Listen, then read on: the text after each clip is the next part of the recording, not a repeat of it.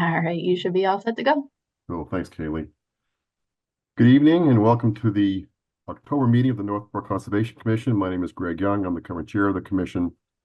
And this open meeting of the Northborough Conservation Commission is being conducted remotely, consistent with Governor Healy's executive order of March 29th, 2023, an act relative to extending certain COVID-19 measures adopted during the state of emergency. All members of the Northborough Conservation Commission are allowed and encouraged to participate remotely. The order allows the Northborough Conservation Commission to meet entirely remotely, so long as a reasonable public access is afforded so that the public can follow along with the deliberations of the meeting. The public is encouraged to follow along using the posted agenda unless the chair notes otherwise. Members of the public who wish to view the live stream of this meeting may do so by going to Northborough Remote Meetings on YouTube via the link listed on the agenda. Ensuring public access does not ensure public participation unless such participation is required by law. This meeting will feature public comment. Members, when I call your name, please respond in the affirmative. Dan Clark. Here. Justin Dufresne. Here. Todd Helwig. Here. Very good. Staff, when I call your name, please respond to the affirmative. Vincent Vignali. Here. Kaylee Olson. Here. Great. Some business ground rules. For presenters and/or applicants listed on the agenda, the chair will invite each speaker or applicant on the agenda by name to make a presentation and speak to their application. Participants will provide their full name and hold until their name is called. Each speaker will be asked to mute their phone or computer when not speaking and to speak clearly and in a way that helps generate accurate meeting minutes. Those responding will be asked to wait until the floor is yielded to them by the chair. Speakers who wish to respond to the comments of others do so through the chair, taking care to identify themselves. Each vote taken by the commission will be conducted by roll call vote. For items of public comment, after members have spoken, the chair will afford public comment as follows. By phone, dial *9 to raise your hand and wait to be recognized. Please note that part of your phone number will be visible to those viewing the meeting. By Zoom, click Raise Hand on the bottom of your screen and wait to be recognized. The chair will ask members of the public who wish to speak to identify their names and addresses only. Once the chair has a list of all public commentators, the chair will call on each by name and afford 3 minutes for any comments. A reminder that this meeting is being recorded and will be available for viewing via the Northborough Remote Meetings tab on the town's website. Justin, all you.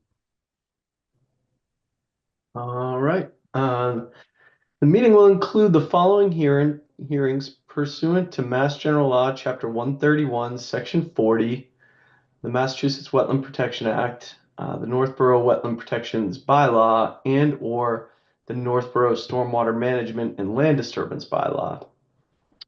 A notice of intent for 127 Bartlett Street, map 52, parcel 97, owned by Eugene O. Kim, 21 Family Trust, Linda Kim, trustee, to replace a failed septic system. Work is proposed within the outer riverfront area outside of the 100-foot wetland buffer zone.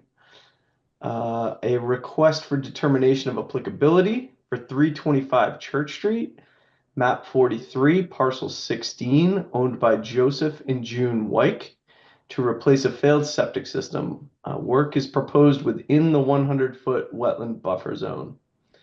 And finally, a request for determination of applicability, 7D Pondview Way, map 30, parcel 32, owned by Pondview Way Condominium Trust, Karen Weber, trustee, to cut down 2 potentially dangerous trees in the wetland to the ground. The work is proposed within the bordering vegetated wetland, the 25-foot no disturb zone, and the 100-foot buffer zone.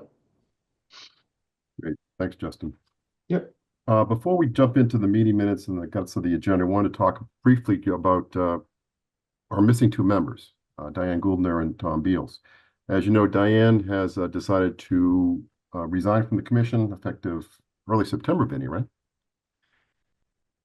And to move closer to her daughter. Diane was in the commission when I joined it, and she and I certainly, she's you know, she had her own perspective on certain things. She's a great outdoors person. She was the birding expert in the commission. We went on many site walks together. I pulled her out of Nicey Pond more than once. So it's I will miss Diane and what she brought to the commission. Tom Beals, again, Tom passed away a month ago today. He was on the commission when I joined, and he also helped me quite a bit understand certain parts of the whole deal. Tom was an interesting guy. You always knew where Tom was coming from, right? There was never any ambiguity about what he thought about. He was a forest. He liked the forest. He was a hunter, brought that perspective, and he was a local kid, and that brought his perspective also. So we'll miss them both, and we cannot replace them, but we can try and fill those spots in. So meeting minutes. September 9th meeting minutes. Any questions, comments, or concerns? Nope. No? Nope. Now, this is a spot we missed Diana because she'd have like page 4. There was a paragraph, there was a comma missing behind this and that. So, is there a second? Second. Second. Roll call vote. Dan Clark, Yes. Justin Dufresne, Yes. Todd Helwig, Yes. and I vote yes. Meeting minutes are approved.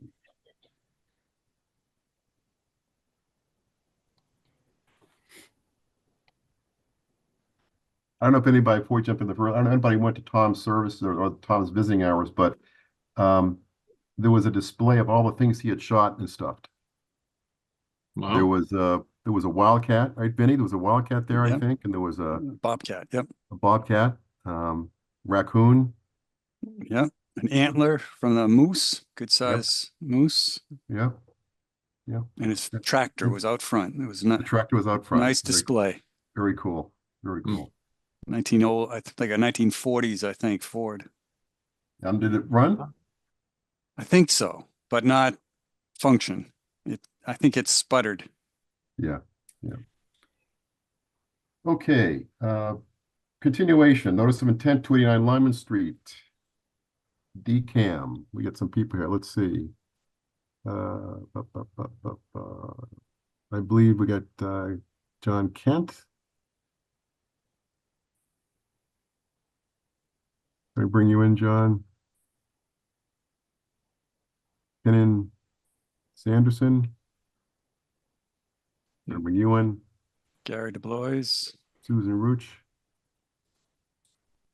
You're coming in. Gary DeBlois. All right. John Cates. I already got you now. All right. Let's see what happens there.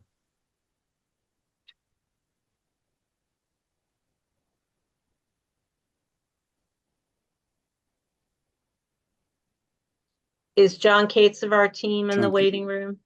Yes. John Cates. Okay, we'll try one more time. I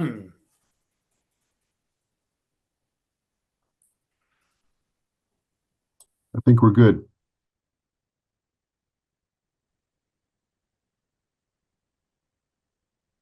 Okay, I think the gang's all here, Susan, yes?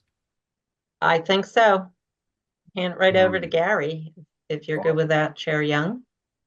Yes, let's go ahead and see if we can get this wrapped up if possible. That is that's the hope here and the goal. So no presentation file to share this time. I think everyone is familiar with the project. Just wanted to, in case I forgot, introduce ourselves. My name is Gary DeBlois with Vertex, with the site engineer on the project. I'm joined here by John Ken, Susan Rook, Ken Sanderson, and John Cates, all from DCAM. As of the last meeting, we had responded to Vinny's comments, first round of comments on the project. He had not had a chance to fully review and vet those responses. Since then, he has provided an initial round of new comments based on our submission at that time. Actually, 2 rounds of comments. One initial, and then we would provide a response, and then an additional one earlier today. Most of them were minor revisions, small technical things, or just some preferences. I know one was we added landscape boulders approximately around the 35-foot buffer of the isolated vegetated wetland, just to discourage any mowing in that area when it's maintained in the future. So that way nobody accidentally mows through the enhanced wetland that we put together. A few of the comments that I wanted to make sure we touched on here. One was that DCAM had submitted over the course of the last month all of the paperwork showing that the observed soil staining on site has been cleaned up. The material was tested and disposed of accordingly since then, and they submitted that documentation to Vinny. Also, there was one comment that I misunderstood at first regarding the work by Pulte on the behalf of the town of Westboro and the drain line that they are running through the property. Mhm. Initially, when I read the comment, I thought it was referring to where their riprap and their outlet is, which is outside of our limit of disturbance. But in going back and forth a bit with Vinny, I realized that what he was actually speaking of is the cover over the pipe and the grading that they'll be doing associated with it. Our response today to Vinny was that we don't currently have as-built plans for their grading. So we are submitting these plans with the note that our final grading will be adjusted based on the final grading over that pipe. With the concept that we will maintain positive drainage to the isolated wetland and maintain that minimum cover over the pipe. We have no problem with their revisions to the grading. We just weren't going to do that on its own because there was no need to bring more fill into the site. So that would be our approach to grading in that area. Those are all the agent review comments Mhm. that we specifically wanted to run through before jumping into the review of the standard conditions that were provided following last month's meeting, as well as a few specific conditions that Vinny was looking to recommend. And on any of the items that I've touched on already, were there any thoughts or comments from anyone? I have none. I'm waiting to hear Vinny. Any commissioners have comments or questions at this point? Nope. Vinny? You know, I've gone through it and we're just about there. I think the report that came in was really what I was looking for. There might have been some confusion on my explanation. It is what I was looking for. They showed a plan where they pulled, I think it was 74 areas. They scratched up soil from 74 different stained areas and packaged it and sent it off.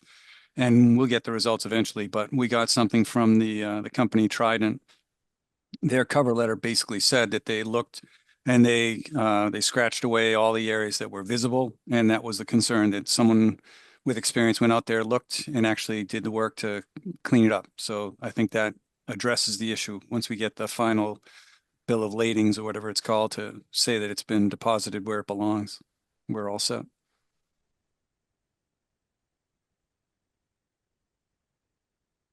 Anything else, Vinny? Everything else that they've No, I've provided? got just some minor things, access to get down to the basins, and Gary's been good about making those adjustments.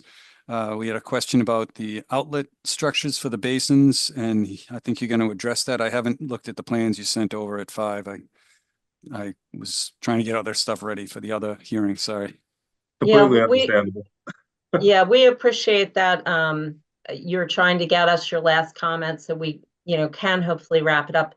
Would it be helpful if Gary goes through each of those 5 points and how he addressed them?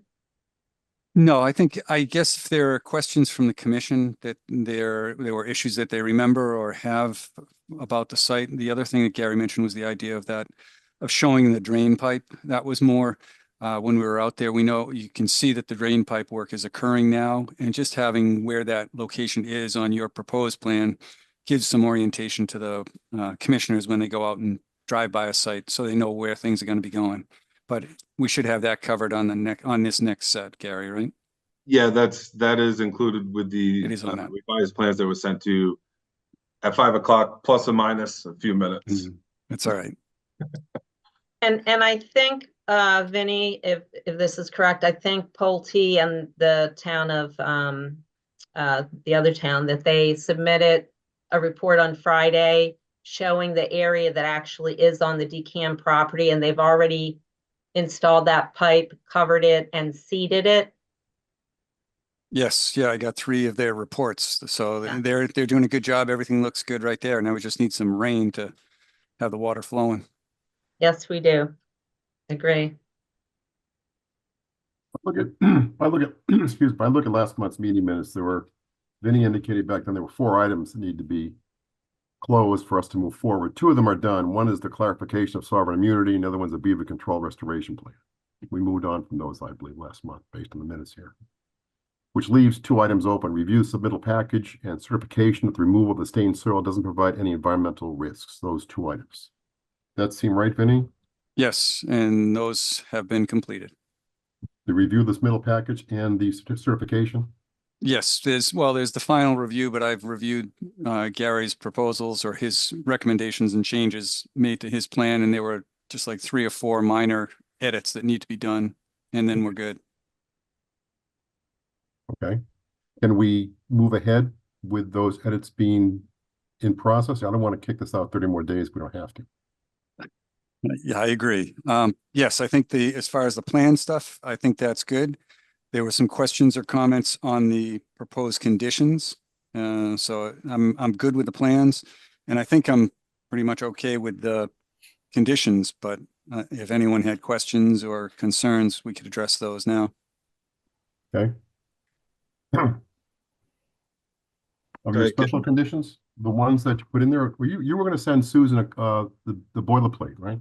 Yes, I did. And she came back, she sent something back, or Ken sent something back to me, I think yesterday, or, well, I guess, where am I?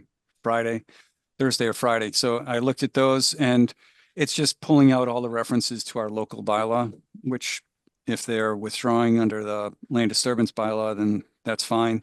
I did keep in some conditions there that fall under the construction general permit, the EPA requirements. So it's nothing new that they have to do for us, but it's just documenting what they're going to already be having to do for the construction general permit. So that was one of the conditions that I had in there. And then there was a couple of the others with the soil tests have not been done in the area where there's infiltration occurring. So we'll have a standard condition that we've used in the past, but that we want to get the wording right. Gary and I were looking at it. Did you give a rewording to that, Gary? Yes, I did. And Do you have that? I do, if I just tab through a couple documents here. Just one moment. Sorry. That's all right. I got them all open to prep, but then you got to sort through them too. Yeah. Yeah, all I had asked is that your sentence for that was, following the test pits being excavated, if conditions are found to differ from the design assumptions, no work shall occur at the site until a new stormwater treatment system is designed and approved by the commission. I requested that be revised to state, if subsurface conditions are observed, which make the proposed/approved design no longer viable per the requirements of the Mass Stormwater Handbook, the modifications to the stormwater treatment system shall be designed and approved by the commission prior to construction of the system. Yeah, I think we agree on the intent. So does the commission agree with that? I see Justin nodding, so it didn't just go over his head. That's good. Sorry, it's probably annoying to listen to that. That's all. Those lines be read out sometimes.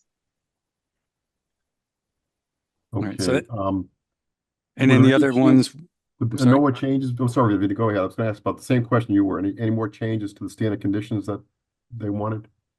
well, we were going to have additional conditions, provide documentation before the concrete slab is constructed, that the proposed trailer operation complies with the state sanitary code. So it's something that we don't usually have to deal with, but they're proposing an office trailer. If they Right. need to put in a septic system for it, that may raise the elevation of the parking lot. So we want to just make sure that we don't have to have changes associated with that. They don't have it done now, and I'm not sure. that anything's going to happen in the near future. There was emails back and forth with the DEP relative to this. And I think they're still in that process. So I propose to just put in a condition that they just have to send the documentation to us that it's in compliance with this Title V. So one just question on that, Vinny, and Greg as well. If the intent with that condition is that if there are major changes to the site design, that we would need to come before the commission again, I 100% get that, but I think that's typically one of the standard conditions, right? Like if for any reason or if there was any major change to our site design, we would need to come before the commission regardless of what the specific change was. Is that correct? And wouldn't that fall under the same thing? Yes, that's correct. And it would fall under that. But this one is a situation where I'm aware that some people who have dropped off vehicles have wandered out back because there is no porta-john, there's no sanitary facilities. So they wander out back and they have defecated in the buffer to the wetlands. So in those situations, I don't want that to occur. So there needs to be some kind of sanitary facilities if there's going to be someone working there. That's really my push.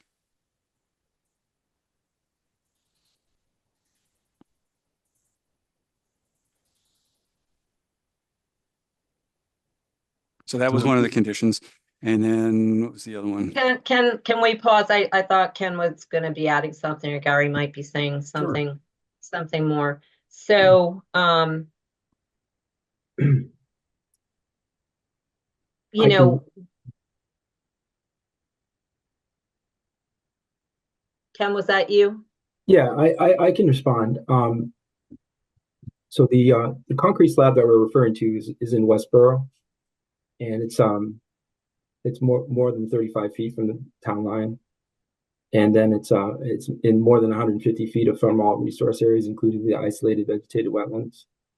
And so we've thought about this, and with regard to the facility, it's going to be a fenced facility, and it's going to have security in place. And with that said, anybody who's visiting the site will be within the boundaries of the fence and wouldn't have access to any areas outside of that. So that was what I wanted to indicate. Yeah, there wouldn't be a clear, walking path out into the woods, into the resource areas. If that, there'd be security cameras and they'd have to jump a fence, which I think would discourage that approach. And Vinny, wouldn't the concern be covered by Gary's earlier comment that it really is a focus on a standard terms and conditions or standard requirement that any change to the site plan driven by anything is going to require a revisit? Yeah, yes, that would be covered. And the fence I didn't really consider the fence because that is going to limit the access. The concern is, though, just making sure that it complies with Title V, which I think the DEP is now, they're aware of. They're kind of following through on that because I know over the last 20 years, it's kind of fallen through the cracks as supposedly a temporary office trailer, but it didn't meet the standards. So I think the DEP will work on that, and it's gone beyond us. So I would like to add to that if I can, Agent Vignali. So DCAM, we had a call together with Gary with DEP some time ago. And, unfortunately with this latest communication, closing the loop back up with them and kind of refreshing recollections, what they told us at the time, with only having a single employee and occasional visitor to use a toilet facility, that there would not be enough flow in the system to support a standard septic leach field. You're talking one person, 37 and a half hours a week and an occasional visitor. We'd also talked with them, could there be a possibility of having a tank and pumping that all the way to a sewer connection down the street? And the cost of that would, really be significantly out of proportion with the cost for this whole improvement project to improve the current OVM lot. So we are going to be working through, but we don't believe we're going to have, quote, a Title V system. We believe we'll have a system, and we will only have a system that comports with what's required. We believe that could be a porta-john or something, but it will only be that if we get approval to do that. So that is part of our concern. As Ken is saying, we think you can approve this project today, and we'll be happy to keep Vinny apprised of conversations as they go on, even though the porta-john and the office part is on the other town's portion of the project. But we don't think that this is something that should stand in the way of approval of the project going forward. I don't know if that's helpful or if you have questions about that. No, I thought we were going to go moving forward anyway. So I'm not sure if the commission had any other questions about that. I have none. Any other commissioners have? No? Okay. What else you And got, that Vinny? was it. That was it. Yep. Let me see if we have any attendees with hands up. I don't see anybody. No public comments are being requested. Oh, actually, is there just the only note that I had an abutter call, actually two abutters call, and I just wanted to make note at the public hearing that they have removed the canopies with the solar power or solar generators on them, and now it's just going to be a straight parking lot, paved and lined parking lot. Is that we're still going with that, Gary? Yeah, and National, I think there was some things behind the scenes with National Grid that made it not feasible to put in the solar canopies during construction. Okay. There Yeah, were and a couple I more. think- Oops, go ahead, Susan. Sorry. I think that they are being required by other entities to look at the whole sort of that section of the power grid. John Ken, I don't know if you want to speak to that, but that until that study's done, we wouldn't be able to put solar in at this location. So it's due to a development beyond our control. That can always be something after the fact too. Yes, and the abutters were happy about that as well. To not have it. So, not having solar. Okay. yes. Yep. So that was. And all right, then so the lighting, I told them the lighting, it's just going to be security lighting, correct? It's kind of most of the time it's going to be just security lighting. And then there were no big issues with, you don't need lighting like a parking lot where people are going to be wandering around at night.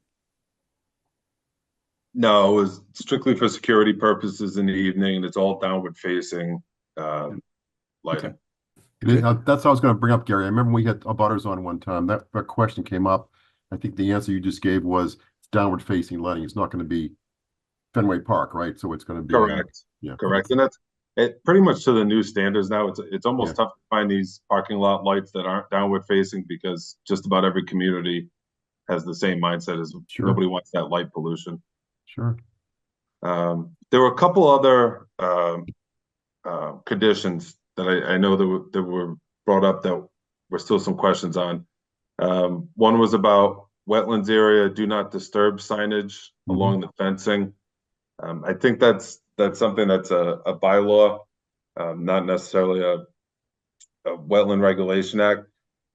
And John, Susan, can tell me if I'm overstepping here, but I don't think there would be a huge thing with hanging a sign or two on the fence, but in perpetuity that you have a 6-foot physical barrier there. There's nobody, we have landscape boulders on one side. We have a 6-foot security fence along the remainder of it. There's really not much opportunity for folks to go in there and access that isolated vegetated wetland. So that was one we were looking to have removed from the conditions. Well, that I think what we said, Gary, in the comment, I have the comment you submitted right in front of me. We don't think this is needed or an appropriate condition. So we wanted to share that thought with all of you and see what you think and why you think, and see if we can come to a mutual agreement about that. Vinny, you were looking for 2 signs, 50 feet apart? Well, no, it's a longer stretch, but when I talked with Gary after I did the draft, I did say 50 feet apart, but if it's a chain link fence, I was thinking more, I think we talked about it, but to put it where the gates, the openings are. And that could be a compromise, or, I mean, again, there's a 6-foot fence, so that is one of our standard conditions to set the boundary, but Yep. if the commission wants to waive that, that's okay with me. Questions or comments from the commission on that? I mean, Susan, we generally, in Northborough, we like signs. We enjoy having signs up any place we can put them. So that's part of it too.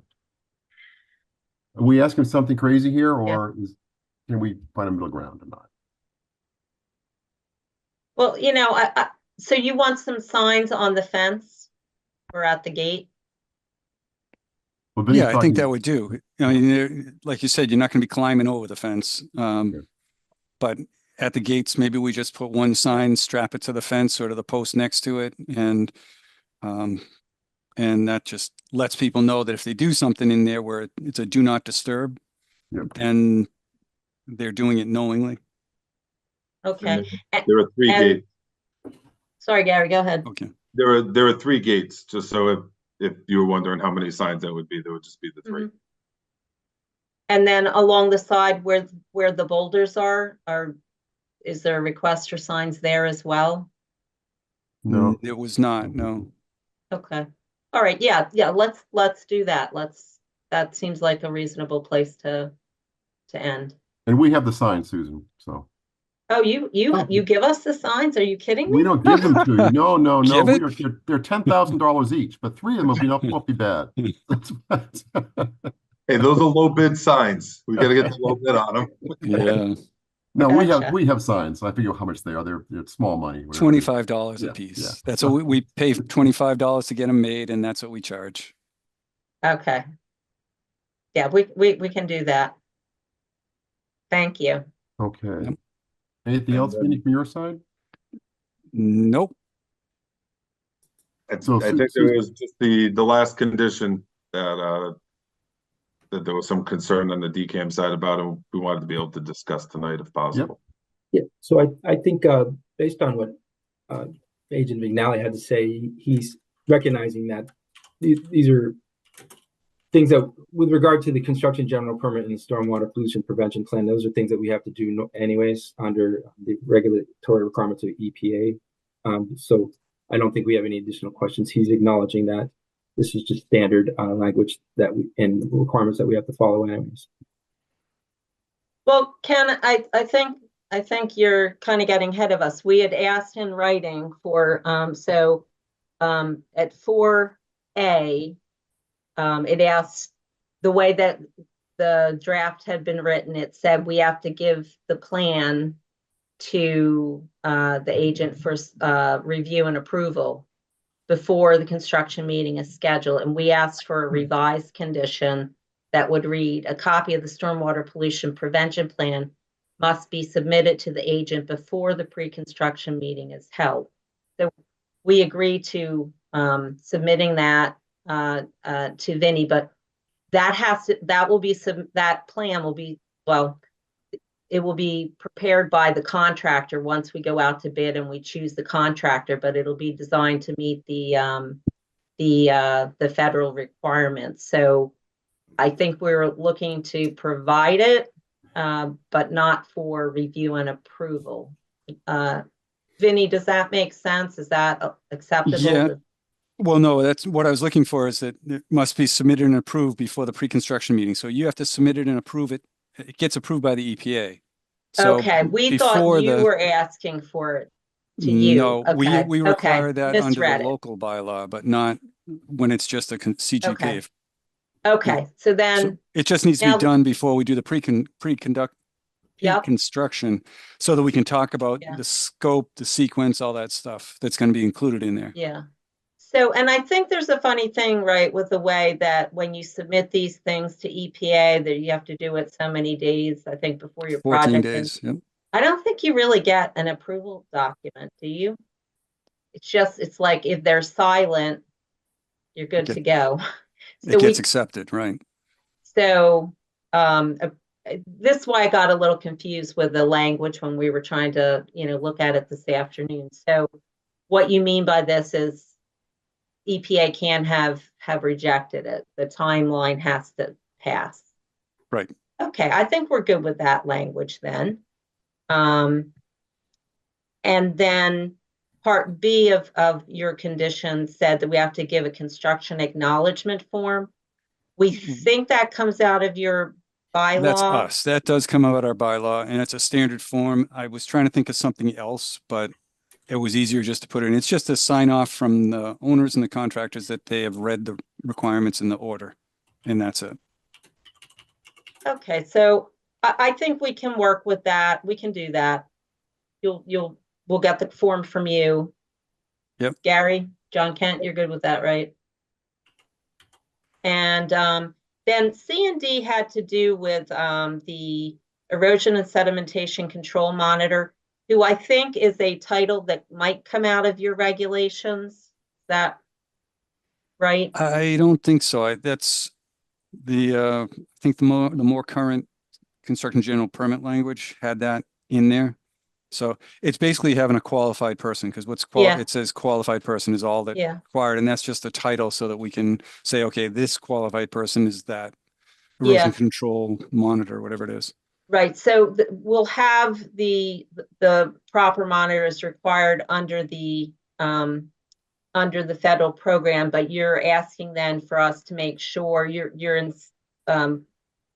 requiring them to inspect weekly and after certain events, which I think we have to do under the federal program. So what you're really looking for is for us to submit electronic reports.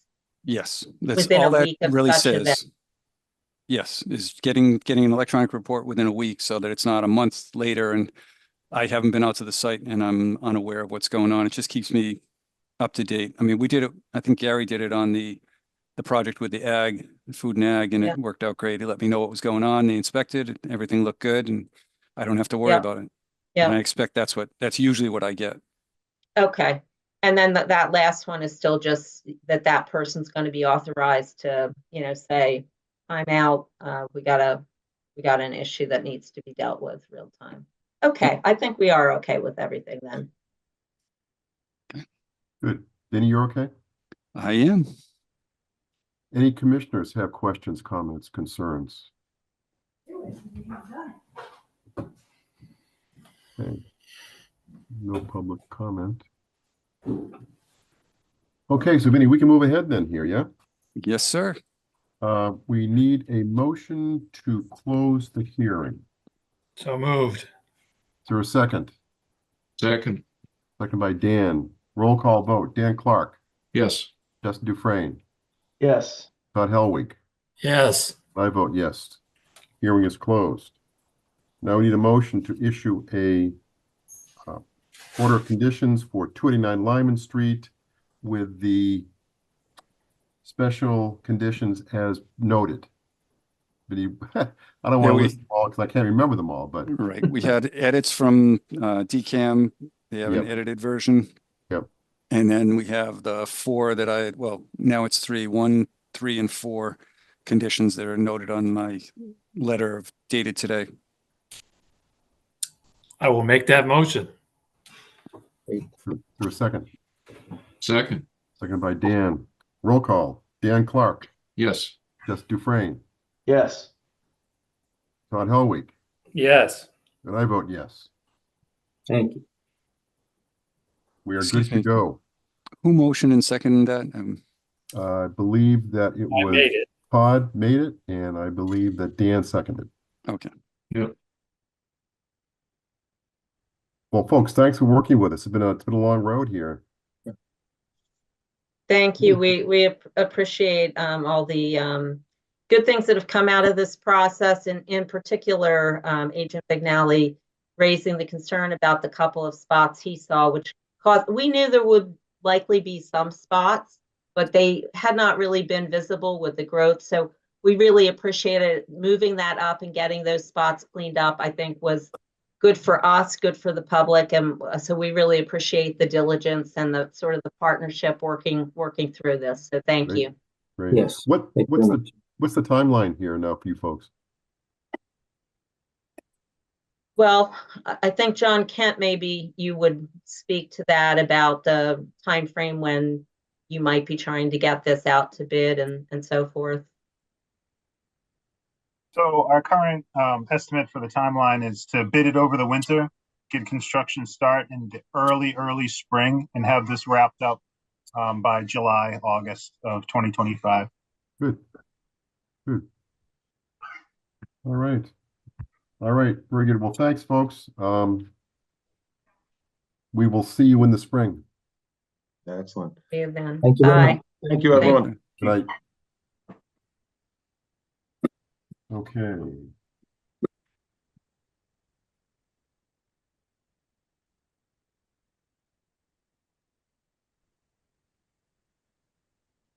All right, we're going to 329 Crawford Street, continuation for stormwater management and land disturbance. I got a hand up. I've got Vito's hand up. I'm gonna bring Vito in. Do we want, do Gary and Laura Bartlett want to join in? And just put your hand up or, they don't have hands up. okay. I think that's the proponent, the owner. But if they would like to join, just put the hands up. We'll do it. Vito, you muted? Nope. Like you don't, but I don't hear anything. Uh-oh, Okay. You got it. Nope. You got it? You're good. that better? That's much better. Okay. All right. Okay, so you submitted things at 4:59. They'll Yep. never get a chance to look at it, trick. That's right. So I know it's late. We just wanted, and I know we owe Vinny some backup documentation too on that. We've been a little backed up. I just wanted to get something over to you just so we could have a discussion tonight and kind of just show where we are and what we're gonna go, where we're hopefully going Okay. with the design. So let me just share the screen. It's just coming up. So we essentially went through, Vinny sent over his review comments. It's been a while, but we kind of just been working through them. And some of the kind of the main things, sorry, just zooming in, was related to the design of the stormwater management basins along the side of the driveway, down kind of in this side of the driveway where it gets, everything's going down towards the street. So we're trying to create a series of basins as we go down to kind of break up that flow, infiltrate as much as we can. So the initial design had a series of, they were a little creative, I guess, with they were rain gardens, but we essentially just had berms of earth going out into the woods to try to leave the natural woodlands and just trap stormwater behind the berms.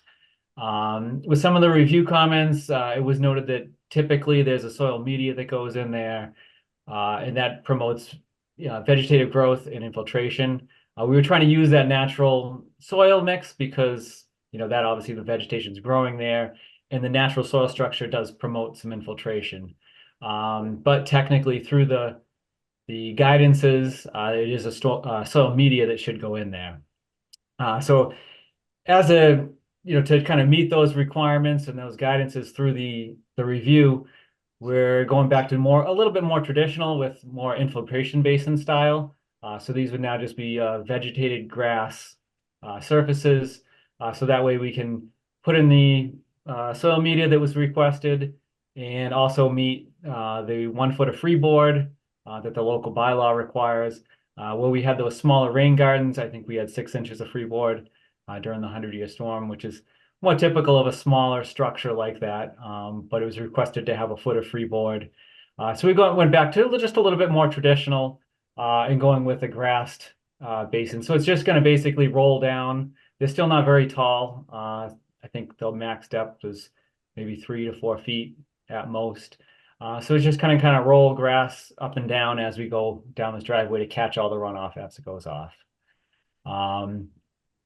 And then let's see, we also wanted the abutter had contacted us, and I know that there was some discussion last time with the abutter up at number 355.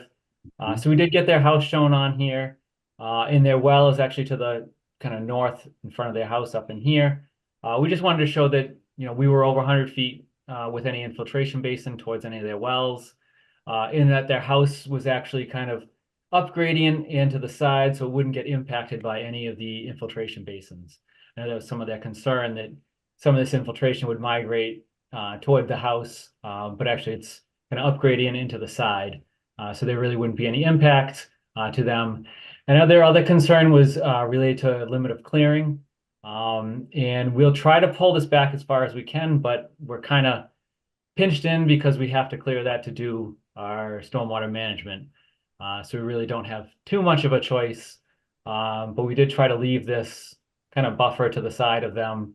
And if I can pull this back a little bit, I will, but I think this is pretty much the limit of clearing that we're going to need to get all those basins in series going down. And the only other one, let's see, down at the street entrance. I know there was some kind of, I can zoom in that way. Just down at the entrance of the roadway,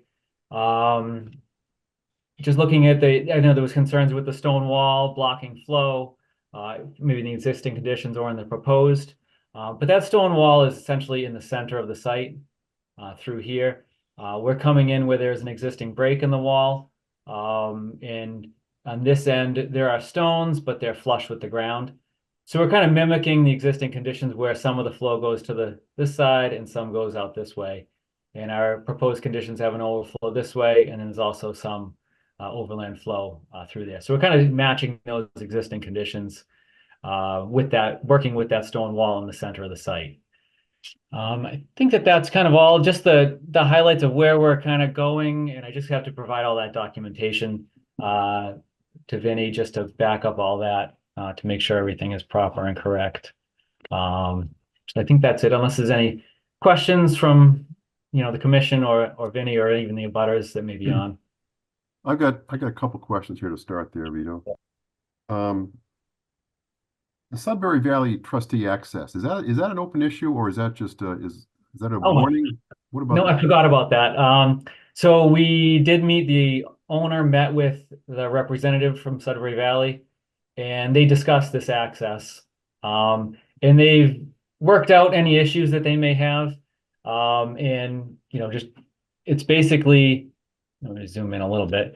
It's just an access to get to their backland up there, and if they choose to, they could put in it's an access for logging if they want to, or any maintenance that they have to get up there for. So they just worked out, how that may look, or any restrictions as far as parking, the driveway, how it's working out. So in the end, they didn't have any further issues that I know of. I'm not sure if he's on the call or not, but they did meet and discuss the project and all the development going on. Okay, yes, I've got a hand up here, Mr. Shu, I believe it is. That's the abutter. Yeah, that's number 355. I'm bringing him in. He declined. Okay.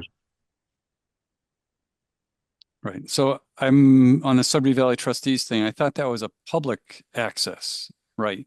So that anyone from the public can park at the base and walk up their driveway and up in the yard. So I don't believe it was a public access, but we want to verify that. If it is, they can park, how they do now on the side of the road. Okay. If Sudbury Valley chooses to make a parking space, they can do that. Right now, there isn't any. Okay. And if they did do a logging road or something like that, I assume they'd be back before you guys, because it's all part of the same plan shown on the A&R plan that kind of roped it all together. Okay. So for my money, it's for my 2 cents. I mean, it's a private matter between the current owner and SVT. It's not really anything we have jurisdiction over. It's fine to ask and talk about it, but I wouldn't get in the way of anything because of it. Okay. Can I talk? Sorry. Mr. Is it Shu or Zhu? What's the Hao Zhu. That's my last name is ZHU. Okay. Yes, go ahead. 2 questions. I thought that the well is pretty close to the basin. Is there any definition in terms of how close is close? I thought it was pretty close, actually. Is there a particular definition in terms of you define, you say 100 feet? I don't really know. I haven't measured yet, but I feel like 100 feet is pretty close. That's one thing. But do you have any documentation that says that's 100 feet is considered far away enough? Yeah, that's the DEP requirements. So Mass DEP puts it on 100 feet. That's in one of the handbook. I thought Mass has one of the handbook, 5 handbooks, right? Which one of it? I was looking through it, I couldn't find. Okay. I'm not sure what page it's on. I think it's in volume 3. Volume 2, chapter 2, check page 89. Okay, good. There we go. Thank you, Vinny. Thank you. I think I've written that 100 times in different applications. Yeah. Impressive, Vinny. In terms of the elevation, I thought that's one of your the basin's elevation. Actually, we are about the same elevation. Can you double check on that? Because I look at it, the well actually is at exactly the same elevation. That's the house. So I would assume the well actually would be below where your basin is. Yeah, the basin, I mean, the well could be, but it's beyond the setback where they feel that it's, would have any impact. But you said we are higher. You said we are more elevated. But I'm just saying that's not the point. The thing is, our house, where the well is, the elevation actually is lower or exactly the same as your basin floor. Actually, so in that case, my well is below your basin. Yep, that could be. I was talking about the house. I'm sorry if I wasn't clear enough about that. Yeah. Right. But I'm talking about the drinking water, right? Where the drinking water is coming from the well, where it would be below. So I would say that that's the potential where it's going to going through. That's like beyond the setbacks, and that's really what we're held to. Wells are down several hundred feet. So usually they would be, obviously downgrading of every infiltration basin that's in the area. But what about the basement, right? So the basement of our house is the closest to the basin. We are concerned about flooding when you pull that much water in that vicinity, right? So you see that box, that's the closest point to your basin is actually our basement. Yeah, and we've also made sure we have that proper setback that DEP establishes from basements to the infiltration basin. But that's within 100 feet. I think this actually could be over 100 feet being between there. I think it is 100 feet to your actual. And DEP allows less than, I think it's 50 feet or 25. So Vito, what's that dark contour line that comes off the corner of their building? That's at 440. And so what's the bottom of your basin? 430. So that answers the question there with which one's higher. Our house is 430, right?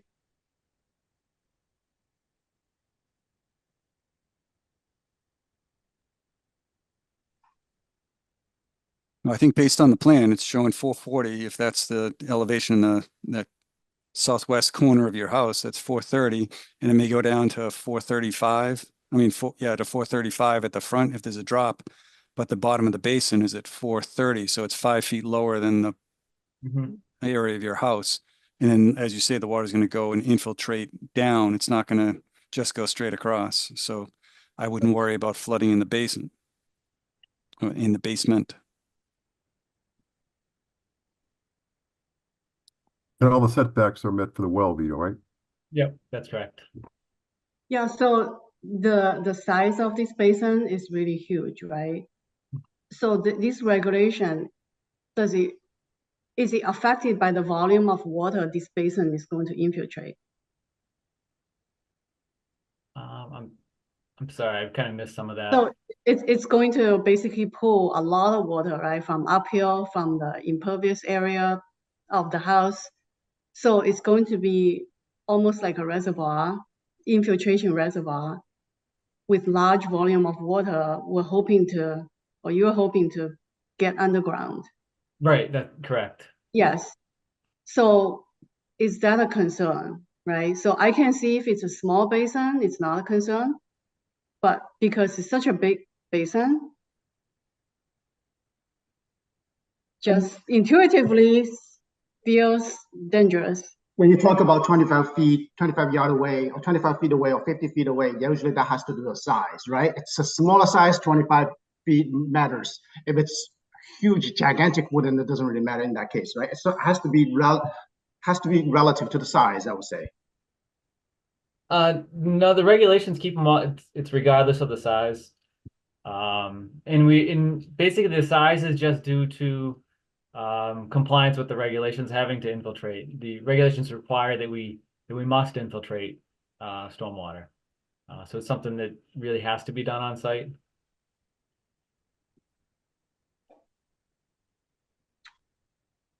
Okay, and we also talk about mosquito control. Machine is on. 19 minutes to record. Are we going to have anything in the plan for that? If it's a rainy summer? Typically, as long as it's functioning properly, there shouldn't be a mosquito issue. Actually, in the handbook, there's a mosquito section talk about it. That's handbook number 5. And you can always include that in some of the O&M if we need to, Vinny, as part of the conditions and stuff like that, just to deal with that. Right. But you have a drawdown. It's going to drain out empty in, what was it? It was less than 72 hours, but it was closer to 40 or so. Right. Would you do that if it's raining? That's when it stops raining, the basin is empty within, what is it, 1, 2, 3 days? Yeah, 2 days. 2 days. So that says, so regulation says 72 hours. You're going to do it 40 hours, which is great, actually, right? But what if it fails? What the ramification would be? Is that something that's the town is going to be responsible for, or I've just complained to the town? Mostly I worry about the mosquito. I welcome the neighbor building. I know the builder has to build a house. Neighbor has to build a house. The infiltration basin has to be built. I'm just saying, what if that failed? That's another concern I had last time, because I said, based on the statistics, 15 to 30% will fail. Extended lifetime is about 10 to 15 years. What if something failed by nature? That's what's the recourse for that? Right, it would fall under, if the town has any enforcement on it, following the owner to keep up on their maintenance. It's like any project that's done in town that needs ongoing maintenance by the owner, and it'd be their responsibility to keep up with that. It's not like unlike any other project that's built in town.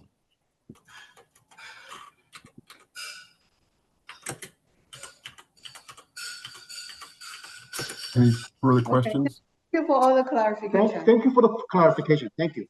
Of course, of course. Vito, back, I have 2 more questions here. One is, have you synced up with DPW yet around the review for the driveway? No, we haven't yet. So hopefully we'll get that done by the time the next meeting. That was one of the. And the last one I have here is Vinny was looking for a diagram of 317 Crawford on the driveway. Yeah, we just kind of showed, we can put more detail if he thinks it's one. We just kind of showed where it was located. We could add in the grading, and we could add in all the detail from the previous plan. If that's something that you want to see on there. I just showed the location, but. Yeah, the location is key. It might be helpful to see what your proposed grading is, and it might help your existing grading on this lot if they actually work together, or like when one goes in, you can finish grading off the other area. I know you don't want to cooperate amongst the lots, but it just seems to make sense if you're both cutting in 6-8 feet, just open the whole hill out. Yeah, rather than go up and back down. Yeah. Yeah, we'll add the grading on there too, right through this area. Yeah. Anything else? Vinny, you have any questions? Not yet. Like I said, I haven't reviewed it yet. Okay. Any commissioners have comments with what we know? Nope. Okay. So we're gonna continue this, Vito. Yep. Sounds good.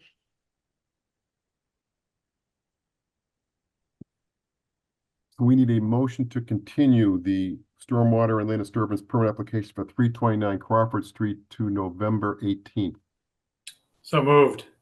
Is there a second? Second. Seconded by Justin. Roll call. Dan Clark. Yes. Justin Dufresne. Yes. Todd Helwig. Yes. I vote yes. All right. Hey, Well- Vito, you still here? Hmm? There you are. There you are. I think that your clients are on the phone call here, so they probably heard some of the butters concerns here. So maybe any discussions around mosquito management might be a good thing to talk about for next month. Yeah, I think so. That'd be a good idea. Okay. All right. Thank you. Thank you. Okay. All right.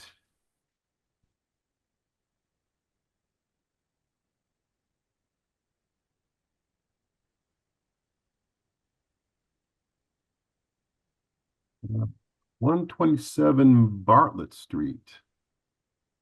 Brian Waterman. Brian Waterman. Got a hand up here. Okay, Brian, I'm bringing you in.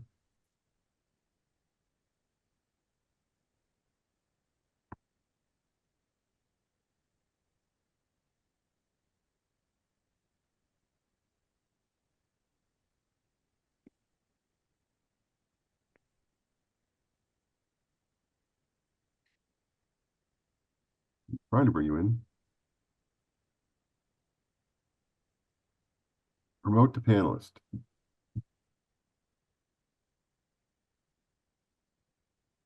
Here we go.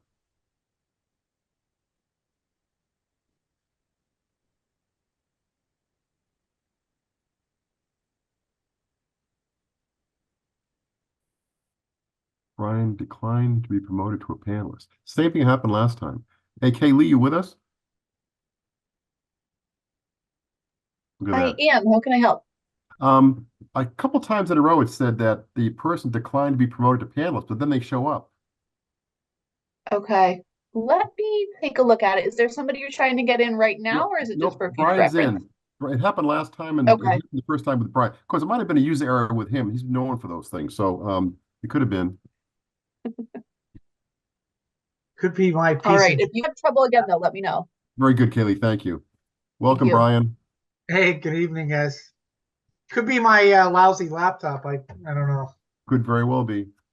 Or I'm just too old for this. Yeah, so we're here tonight for Linda Kim and Eugene at 127 Bartlett Street to replace, do a new septic system in the front of the house, or actually the north side.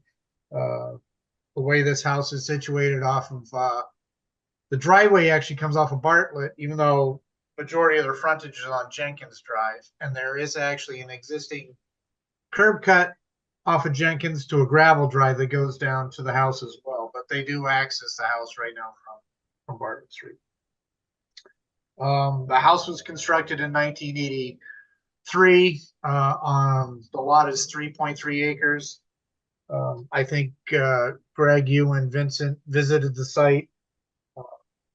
Stirrup Brook flows to the south through the property, which is the outlet from Bartlett Pond under Bartlett Street.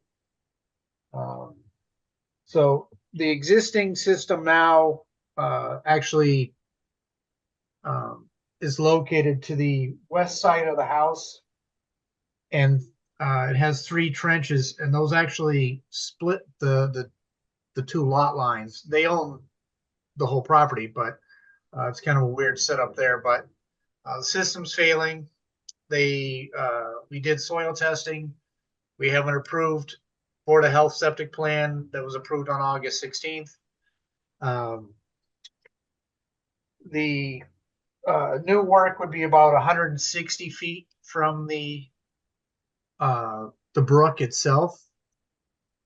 One of the comments we got in DEP was that the flood maps do show flood zone on the property, and wondering if we should calculate bordering land subject to flooding, run an engineering calculation. But we responded to them that we're 160 feet at the closest horizontally, and 16 to 20 feet in elevation above the mapped bordering land. So we're all set there. And then they did acknowledge that septic repairs are grandfathered under 310 CMR 1058-6C, which is the riverfront regulations.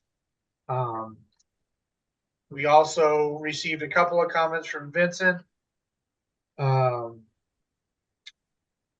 about access and the erosion control barrier. Yep, you can see where the hand is right now. There is room between that ledge and that end if they want to come in off the driveway, or they do have access again, which is how we came in for our soil testing, via the gravel drive to the north side of the house. Yep. So you're staying even farther out. So there's several options there. What we mentioned to Vincent is during the pre-construction meeting with the contractor, we should probably discuss those things. And if we need to add a secondary silt fence along the south side of the driveway there, we certainly could. There's a big vegetated buffer to the south that's flat, that's grass, so there's really no opportunity for stuff to get all the way down to the stream there. But we do have an erosion control barrier consistent with staked silt fence with a 9-inch straw wattle right there. So it's relatively flat. We're only over that distance between where the tank is and the top of the septic system is only a change of 4 feet in elevation. So, we're working in this flat area in the front of the house. Instead of, you've got that steep slope beyond it, but we're able to tuck the system in to the left there. So, and they do show, you can see the water line there that Vincent is following with the hand. Mm-hmm. There is an existing well off to the right. They would like to either abandon that well, you can see it right there, or maintain that as a irrigation well in the future. But for now, it's a functioning well. It's beyond the 100 feet from the septic system. So, and let's see, we sent the green cards in today, so I think that addresses, the project. Like I said, the portion of the septic in the riverfront is grandfathered. We're 160 feet at the closest point to the stream, and we do have erosion control barriers in place. So I'll turn it over to you guys for any questions or comments. Great. Thanks, Brian. Vinny? Yes, sir. Any questions you have? Nope, concerns? I'm all set with it. Pretty straightforward, right? It is. Any questions from the commission? Comments? Looks good to me. Okay. Yeah, all set on my end. Good. All right. So we could, no special conditions, Vinny. I'm not sure about that second erosion control fence being required or not, but I yield to you on that. Yeah, no, we were going to talk about that during the pre-construction. It is pretty flat. It is pretty flat. It should be okay. Yeah. Okay. That's a detail that, we could work out if we see something or the contractor wants to adjust something, we could add it. So. Yeah. Motion to close the hearing on 127 Bartlett Street. So moved. Is there a second? Second. Seconded by Dan. Roll call. Dan Clark. Yes. Jess Dufresne. Yes. Todd Helwig. Yes. And I vote yes. Hearing's closed. Notion order of conditions for 127 Bartlett Street with standard T's and C's, Vinny, yeah? Yes. Yep. I don't think we're going to need any 26 or 20 wetland offset signs. It's so far away. Yeah. It's down at the bottom of the hill away from the driveway. I would agree. Yeah. Is there a motion? Move to issue an order of conditions. Is there a second? Second. Seconded by Justin. Roll call. Dan Clark. Yes. Justin Dufresne. Yes. Todd Helwig. Yes. And I vote yes. Thank you very much. All set, Brian. Thank you. And sorry to hear about Tom. I didn't know that. So it's Yeah. send our condolences. Very sorry to well, hear that. Certainly, he was like, he's a good man, good man. So, Very, very good. thank All you, right, well, Brian. thank you, gentlemen. Good night. Good night. Okay, 7D Pondview Way, an RDA. No, 325 Church Street. Or 325 Church Street. Just Wait a don't want to second. forget them. I have discretion to move the agenda around. You do. You are in charge. I'm sorry I'm not to gonna do step that. on your Okay. toes. It's a premature check mark. That's my RDA, raise. 325 Church failed septic system. We have Dan Hazen Yes. coming in as panelist.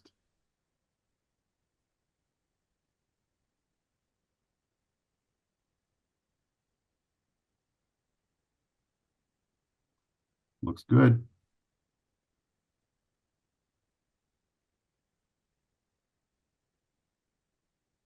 Welcome, Dan.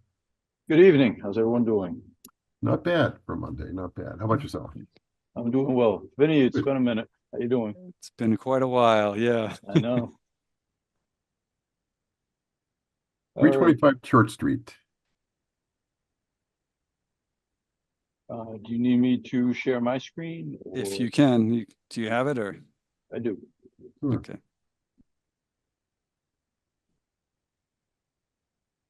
And this is an RDA versus NOI, Vinny, right? So it must be to the very edge of the jurisdictional area. Just barely in. Yes. Can everyone see this? Is Very small. Zoom into the plan. that better? One more, going. please. Good for me. Here we go. Okay. Okay, so this is 325 Church Street. There's currently a failed septic cesspool located behind the house. The house was built in 1950. This lot has looks like it's been filled in over the years just from construction. The entire lot's primarily lawn. There are some mature white pine or white spruce on the lot. The owners are in the process of selling, so that's what triggered the Title V inspection. We are proposing to install a new Title V compliant Presby system with a septic tank and a pump chamber pumping up to the debarks. To the south of the property, there's a wetland on mostly Town of Northborough's property. Cuts across a corner of the applicant's property. There is some floodplain. This is located off the GIS, the town's GIS. There's also a BVW across the street. So I believe these were walked with Vinny and Mark at one point. I'm not sure when, but so the work that is being proposed within the 100-foot buffer is installing this septic tank, which is about 95 feet away from the wetland to maintain separation from Title V required 10-foot separation to a foundation. And the corner of this pump chamber, same thing, to keep the 10-foot separation. And then a small corner of grading or breakout from the septic system itself. We are proposing erosion control in the form of a 9-inch compost sock right along the edge here. And I believe one of these is one of the white pines is going to have to be cut down in this area within the 100-foot buffer just for grading. So, are there any questions on this? To the front, is the elevation, is the elevation of the new system? What is that one? Can't see. So it's this contour line right here is 326. Okay. Kind of wanders through the entire property. It's pretty flat out there. Yeah. And this is a 326 contour right along here. And then for cover over the system, there's a 328 contour that runs over the top. Mm-hmm. So it's going to be a little bit higher. There will be a small amount of mounding.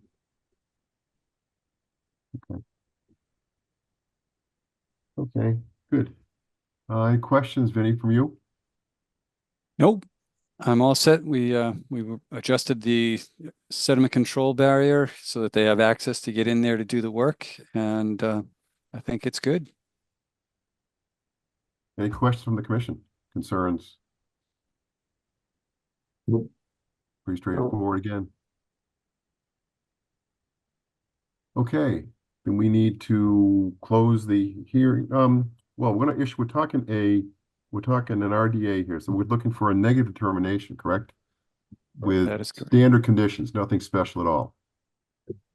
Yes, the only condition would be to have a pre-construction meeting, Yep, just to meet okay. with the contractor to check the sediment control barrier before the work actually starts. Okay. Any motion to close the hearing on 325 Church? So moved. Is there a second? Second. Seconded by Justin. Roll call. Dan Clark. Yes. Justin Dufresne. Yes. Todd Helwig. Yes. I vote yes. Now we need a vote to issue a negative determination for 325 Church Street. So moved. Is there a second? Second. Seconded by Justin. Roll call. Dan Clark. Yes. Justin Dufresne. Yes. Todd Helwig. Yes. I vote yes. All right. All right. Thank you very much. Well, All right. thank you, Dan. Thank you. Nice job, All Dan. right. You've done this before. Once or twice. Thanks. Have a great night. Okay, you Night. too. Take care. All right.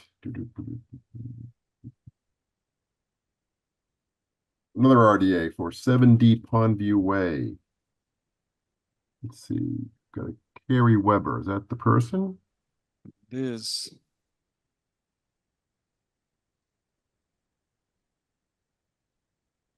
Carrie, I'm going to bring you in as a panelist.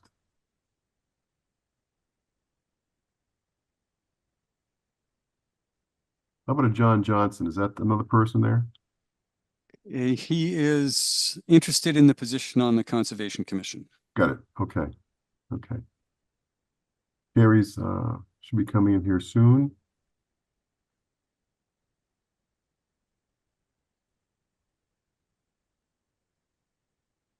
Everything working for you okay, Mr. Chair? Yes, I thank you very much for checking, Kaylee. Carrie's joined us. Yes, Perfect. hi. Hi, welcome. Yeah, this is my Okay. first time as a panelist, so I had to make sure I, unchecked a bunch of things. Oh, there's no Um, prizes. There's no prizes being given out here. So that's it. Okay, so what's going on, Vinny? Carrie, do you have the plan? Do you want to show, or do you want me to dig it out?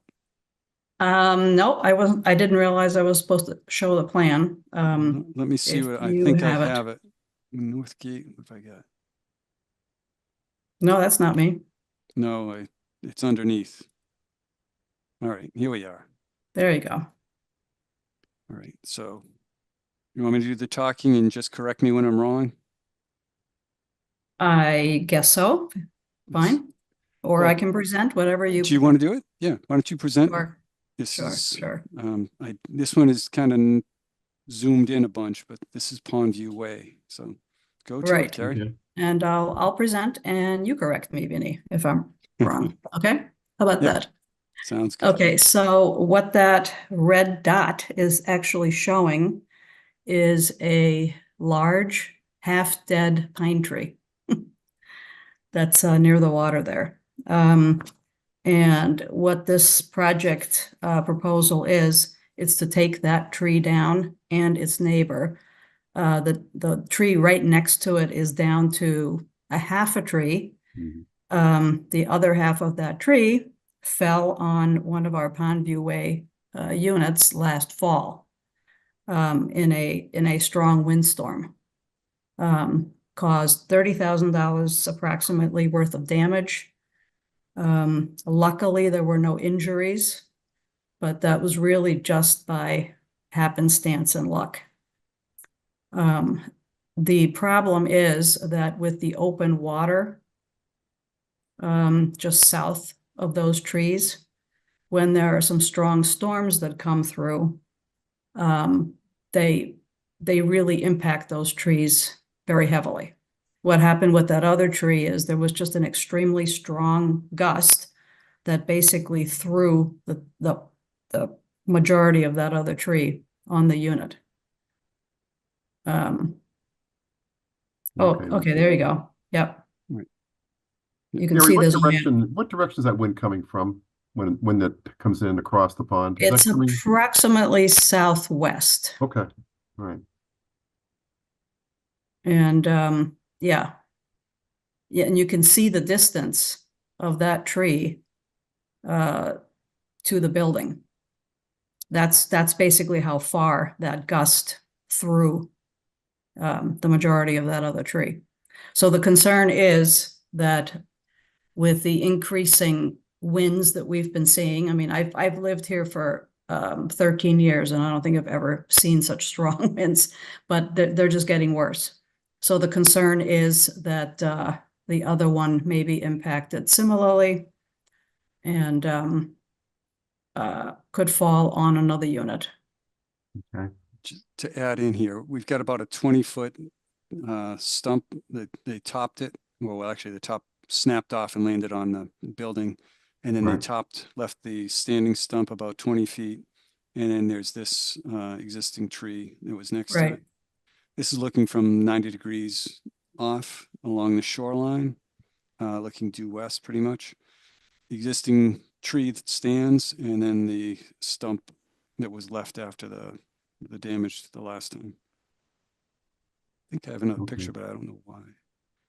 Oh, and this is the area of the wetland down at the base that has been kind of manicured.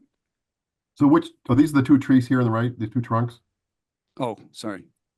Yes. Yep. Yes, this is looking Okay. right along because this is dogwood, Hoosier dogwood, the wetland species, and then you got other wetland species growing up to right about here. So the wetland line is right at the trees pretty much. Okay. And it's right on the water. And Carrie, what would you like to do? Well, I'm proposing that we take that other tree down and the half tree because it's unsightly. So, you know, to prevent something like this from happening in the future. Right. I mean, honestly, I would never have guessed that other tree could come down like that, but it did. Yeah. Well, pines can do that. So. Okay. Well, many times, normally when we have trees that are causing an issue down near the wetland, we leave the stumps in, and we like to have some tree left for habitat purposes for animals and birds and so forth. We usually look at like a 12 to 15 foot stump as being the kind of the standard on that side. So under that approach, before I go any further, let's see what the commission thinks. So comments, questions from the commission here.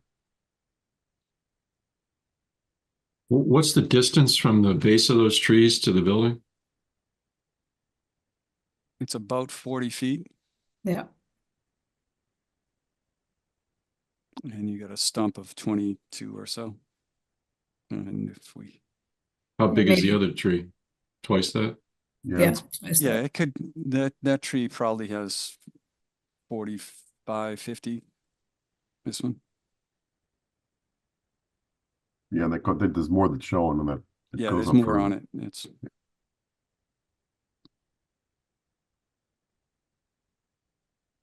so topping it is a possibility.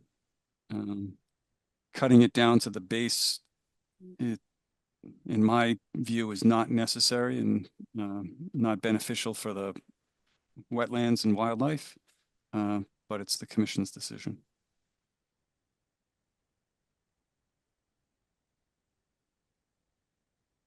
I mean, just in terms of, it's unsightly if there's stumps there, but, but I understand about the wetland considerations.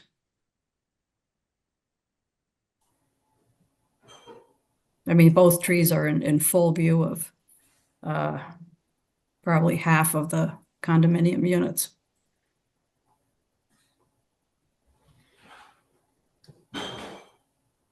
Well, I guess I'll express my opinion. The 20-foot section is in no danger of causing any damage because it's shorter than the distance to the house. So I don't think you should touch that at all. I certainly understand it doesn't, well, it's all in the beholder. I don't think it looks unattractive, but I have a different perspective. So ideally, I would just cut the other tree to the same height, but eliminate the risk of damage. But if you want to, cut it down, I agree with Greg. Leave section standing so it's not cut flush with the ground. Yeah, I'm with Dan on this.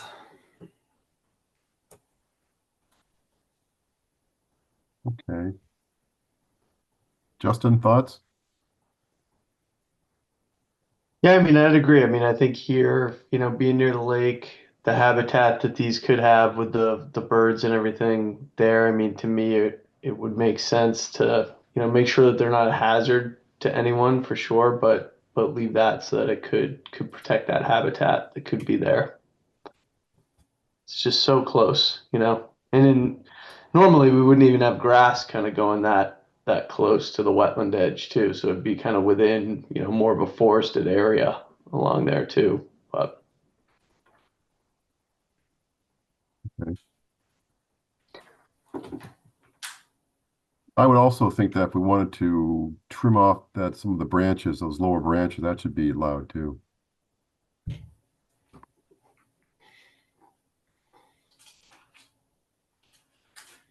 That's my thought. What do you think about that? Is that going too far? Is that reasonable? I think so. I mean, I don't know, as well, but I feel like if you take the top off of it, eventually some of those branches are going to die and kind of fall into the lake and everything too. So I feel like, yeah, maybe taking some of those down. And I do feel like you can kind of see in that tree that's still standing with the one that went away, just doesn't have the growth on one side of it or anything. It was probably protected a lot by the other one. So Yeah, it agreed. kind of makes sense to Agreed. kind of treat them both the same, it seems like. The other tree, in fact, was healthier. Oh, really? Yes. I had that last winter in my yard too, probably the healthiest pine that I feel like we had snapped off kind of halfway up like that one too. Yeah. I mean, the remaining tree has, it's a little hard to see in this picture, but it has a number of dead branches. So potentially the dead branches could be trimmed off. Mm-hmm. Yeah. Mm-hmm. You might get lucky. You might get an owl or two in there. That'd be kind of cool. You get a little habitat.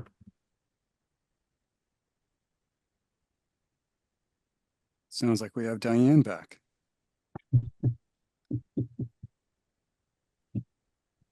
Okay, Vinny, any questions on your side? No, sounds like we're talking about topping it at about the same height as the existing one and potentially taking a few limbs off, but Yeah. leaving a stump. I mean, if they wanted to come down another foot or so on the existing one, just to kind of get that gnarly piece squared off, I'm fine with that. But no, keep it at whatever that is, 18 feet or 19 feet. What do you think it is? 20, 18, 19? It's somewhere around 20 is all I Yeah. know. I mean, that's why I was thinking if we have that existing tree there, we just Right. know to go about the same height on this one. Yep. Yep. But definitely shorter than the distance to the building. Mm-hmm. Oh, yeah. Oh, Yeah. yes. We're Yeah, talking by a about lot. 20 feet, 20, 22 feet. So Yeah, it might be closer to 25 and maybe it's only 30 to the deck, but yeah. Okay, but that could be measured. Yep. And also trim some of those other limbs off too, if that's desired, so.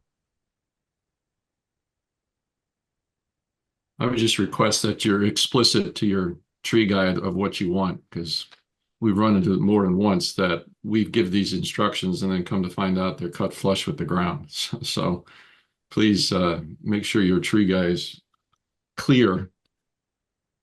We make that a condition that the tree person Yeah, we can make contact that me condition. That's a good directly. point. Yes, yes. Have you picked out a tree person yet, Carrie? Do you know? No. Okay, okay. What's another word for tree person, Dan? Arborist. Arborist, right? Okay, so we are looking to issue we'll close the hearing first. Before we close the hearing, any last questions you have, Carrie? No, Okay. I don't. Need a motion to close the hearing on 7D Pondview Way. So moved. Is there a second?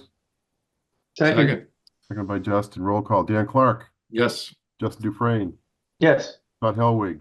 Yes. And I vote yes. Hearing is closed. Now we're looking to issue a negative determination of applicability for 7D Pondview Way with a caveat that the tree person chosen by Carrie, the arborist, the name provided by Vinny. Vinny, you should probably have a conversation with the arborist. How's that? We can make that a condition, Carrie. The arborist will contact the let you decide who you want to use. Right. And we'll top it at the same height as the standing Correct. stump. Correct. And Carrie, Vinny might be a good resource because we have some arborists that we've had good luck with and others we've had not so good luck with. So. Right. Okay.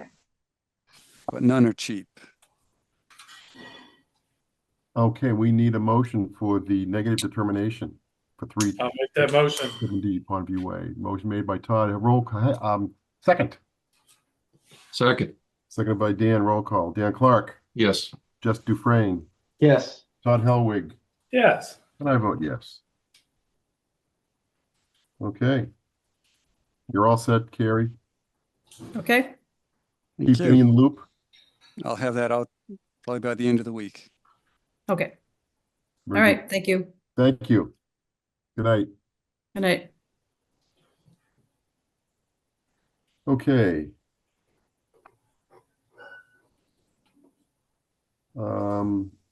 Request to consider accepting a gift of open space, 0 Northgate Road, the estate of Alice Staplefield.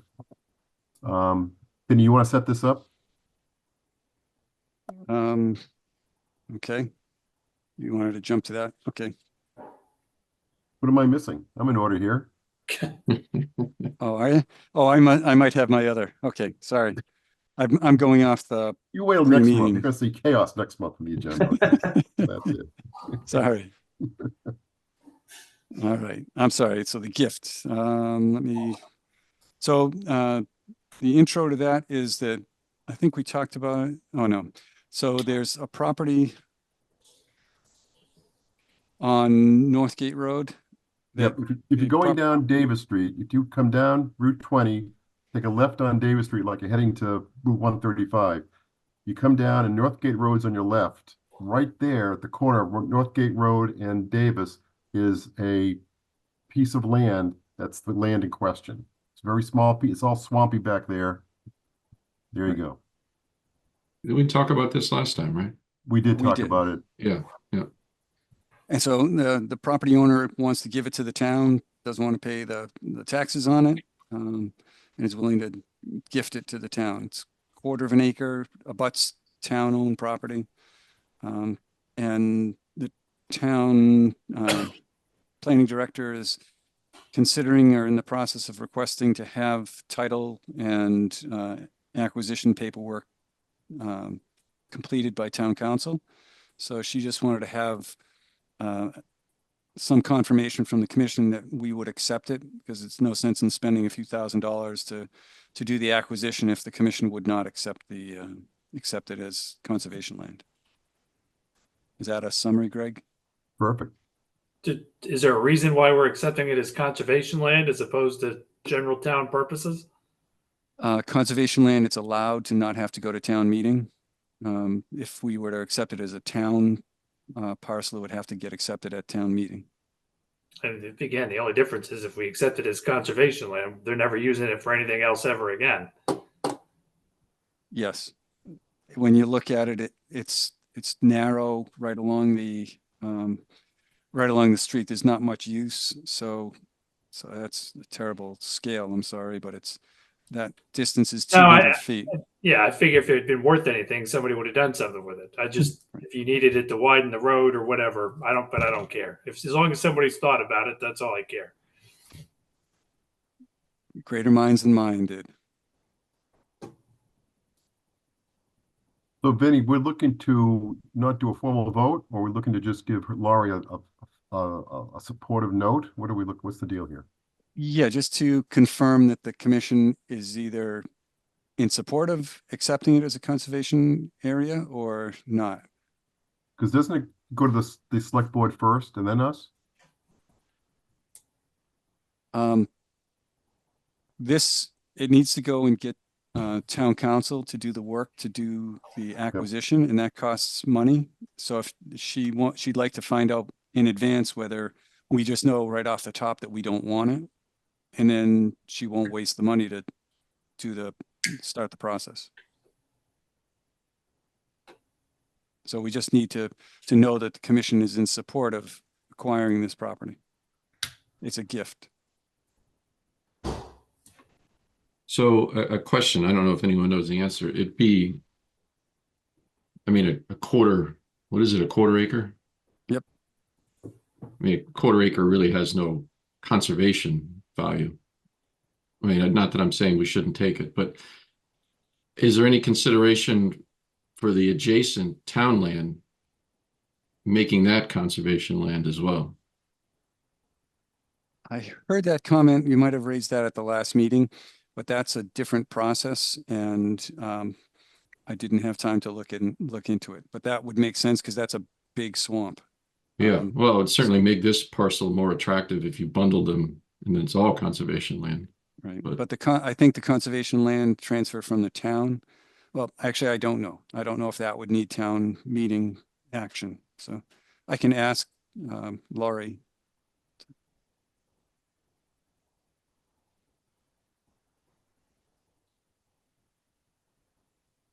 I would say we take it. I mean, I don't see why we wouldn't, but. Yeah, so Dan says yes. Todd, do you think we should move ahead if the opportunity comes up? Yep. Justin? Yeah, I think so. Okay. So Vinny, there's your answer. The commission is open to accepting the gift. Good.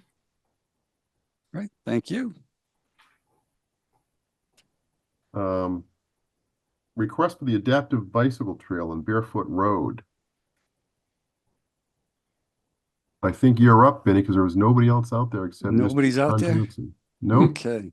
Well, there's a Trails Committee meetings. That's where Brian Belfour, he would be doing the presentation, but I'm going to try to do it.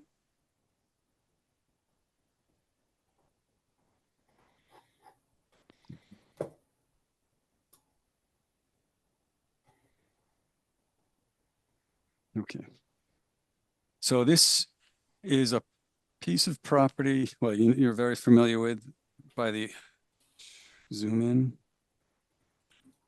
Senior Center, the ADA trail that's just been put in around the pond at the Senior Center. The parking lot comes out, and then coming out of there, the Trails Committee would like to create or expand a climbing trail for adaptive bicycle use.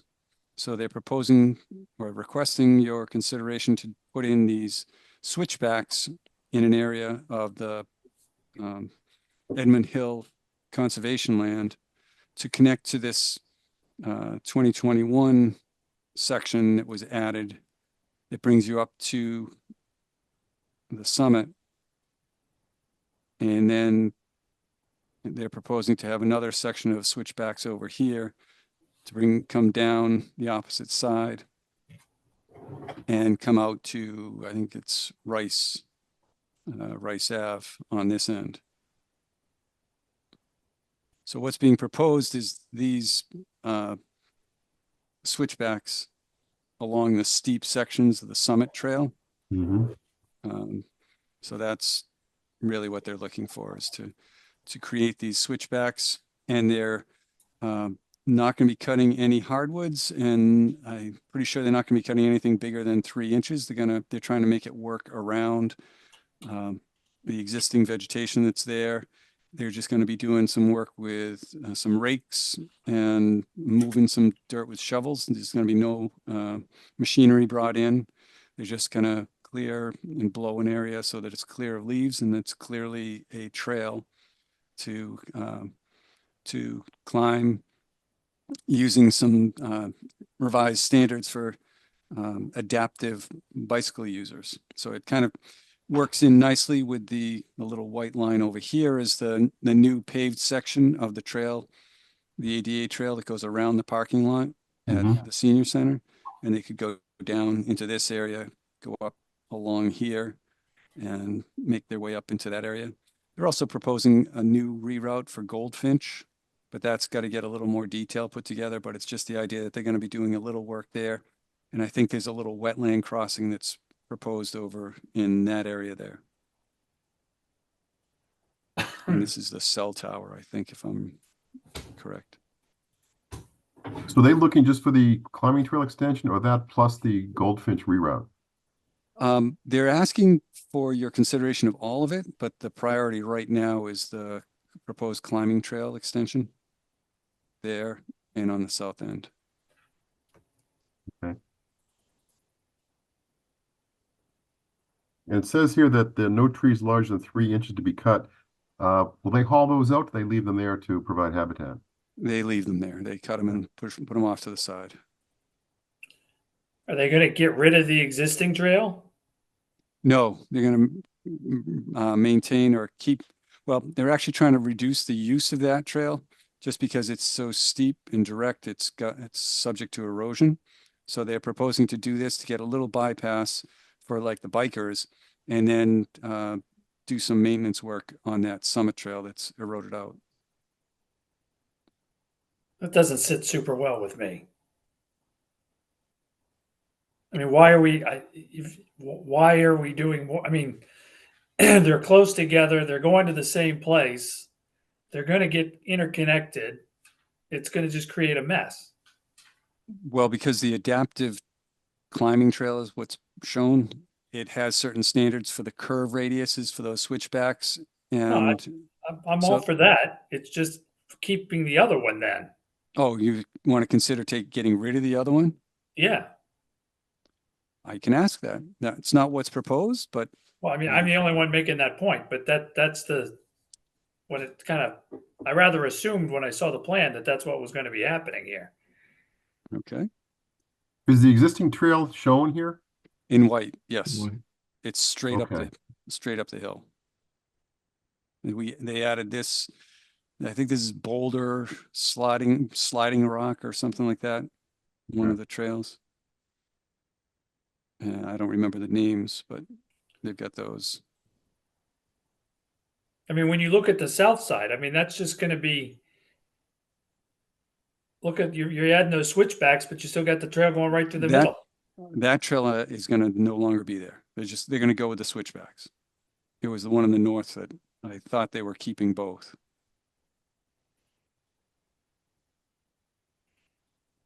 Similar. So go ahead. No, these are, so in the south side, these will be reroutes of the trail. But I think I'm pretty sure he told me that they would keep the summit because people like to just shoot up to the summit. And he was going to add this one over here.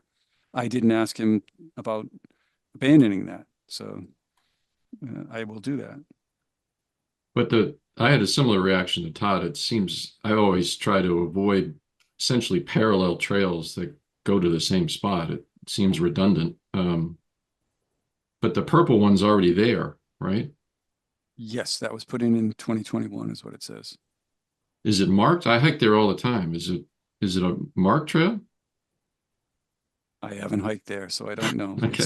I've walked up I assume that it is, but I don't know for sure. All right. I guess I must have missed it the dozens of times I've walked up that hill.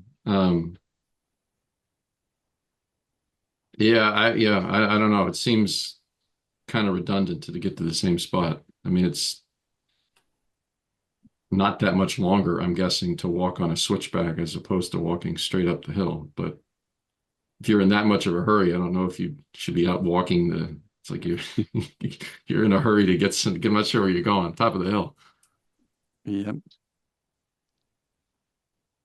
Well, Vinny, we got a couple of commissioners to have. That's enough for me to say we should go back to back to Brian. Yep. And I think, I mean, what he's looking for feedback, so I think that's good. Any other thoughts? Just the last one, and maybe this is very different, but I know, didn't we deal with a lot of issues with, bicycles and things like that at Pisgah, and kind of people building things and doing different things? It was causing a lot of erosion and things like that. I guess for you guys that hike a little bit more, maybe see some of these things more, do you think that these would cause similar erosion issues or problems with the ground out there? I just remember us dealing with that quite a bit up at Pisgah. It's funny.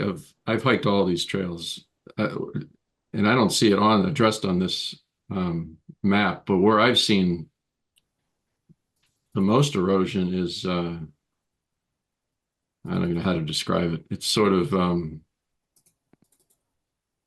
whatever. I've seen erosion on some of these trails, but it's not where they're proposing any switchbacks. So I don't know if they're proposing some trail upgrades or some trail maintenance, but I've seen streams flowing down the trail in the springtime. So, but it's nothing to do with bikes. It's just the way that the trail is situated on the hillside and the elevation. And you just, once water starts flowing and then picks up momentum and Yeah. If you've got it kind of pinned in there, right, it's going to create gullies and things like that, I'm sure. Yep.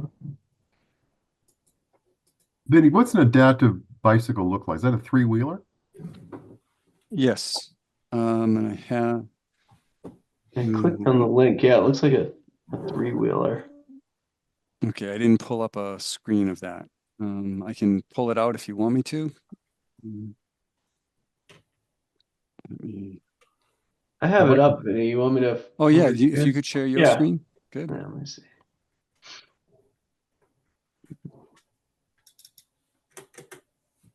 I've got a hand up from the audience.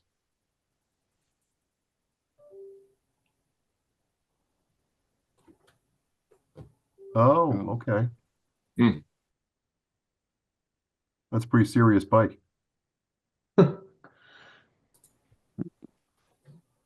Huh.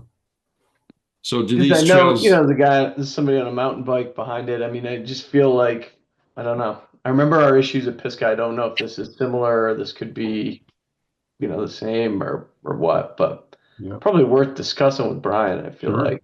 Sure. Let me, then John Johnson has his hand up. I'm going to bring John in. Okay. Sure, it helps. I mean, having the switchbacks versus something so steep could certainly help, people with disabilities or, people that still want to climb it and get up there. I feel like it's a better option for them. But I don't know. Okay. Yes, sir. Hey, nice to meet all of you. Question. Are there any signs over by the senior center that discourages hybrid bikes?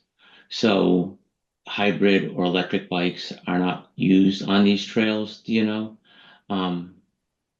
Dan, like you, I abut this property off of Whitney Street. So the back of my property is, as Vinny knows, abuts this land. So just first concerned, are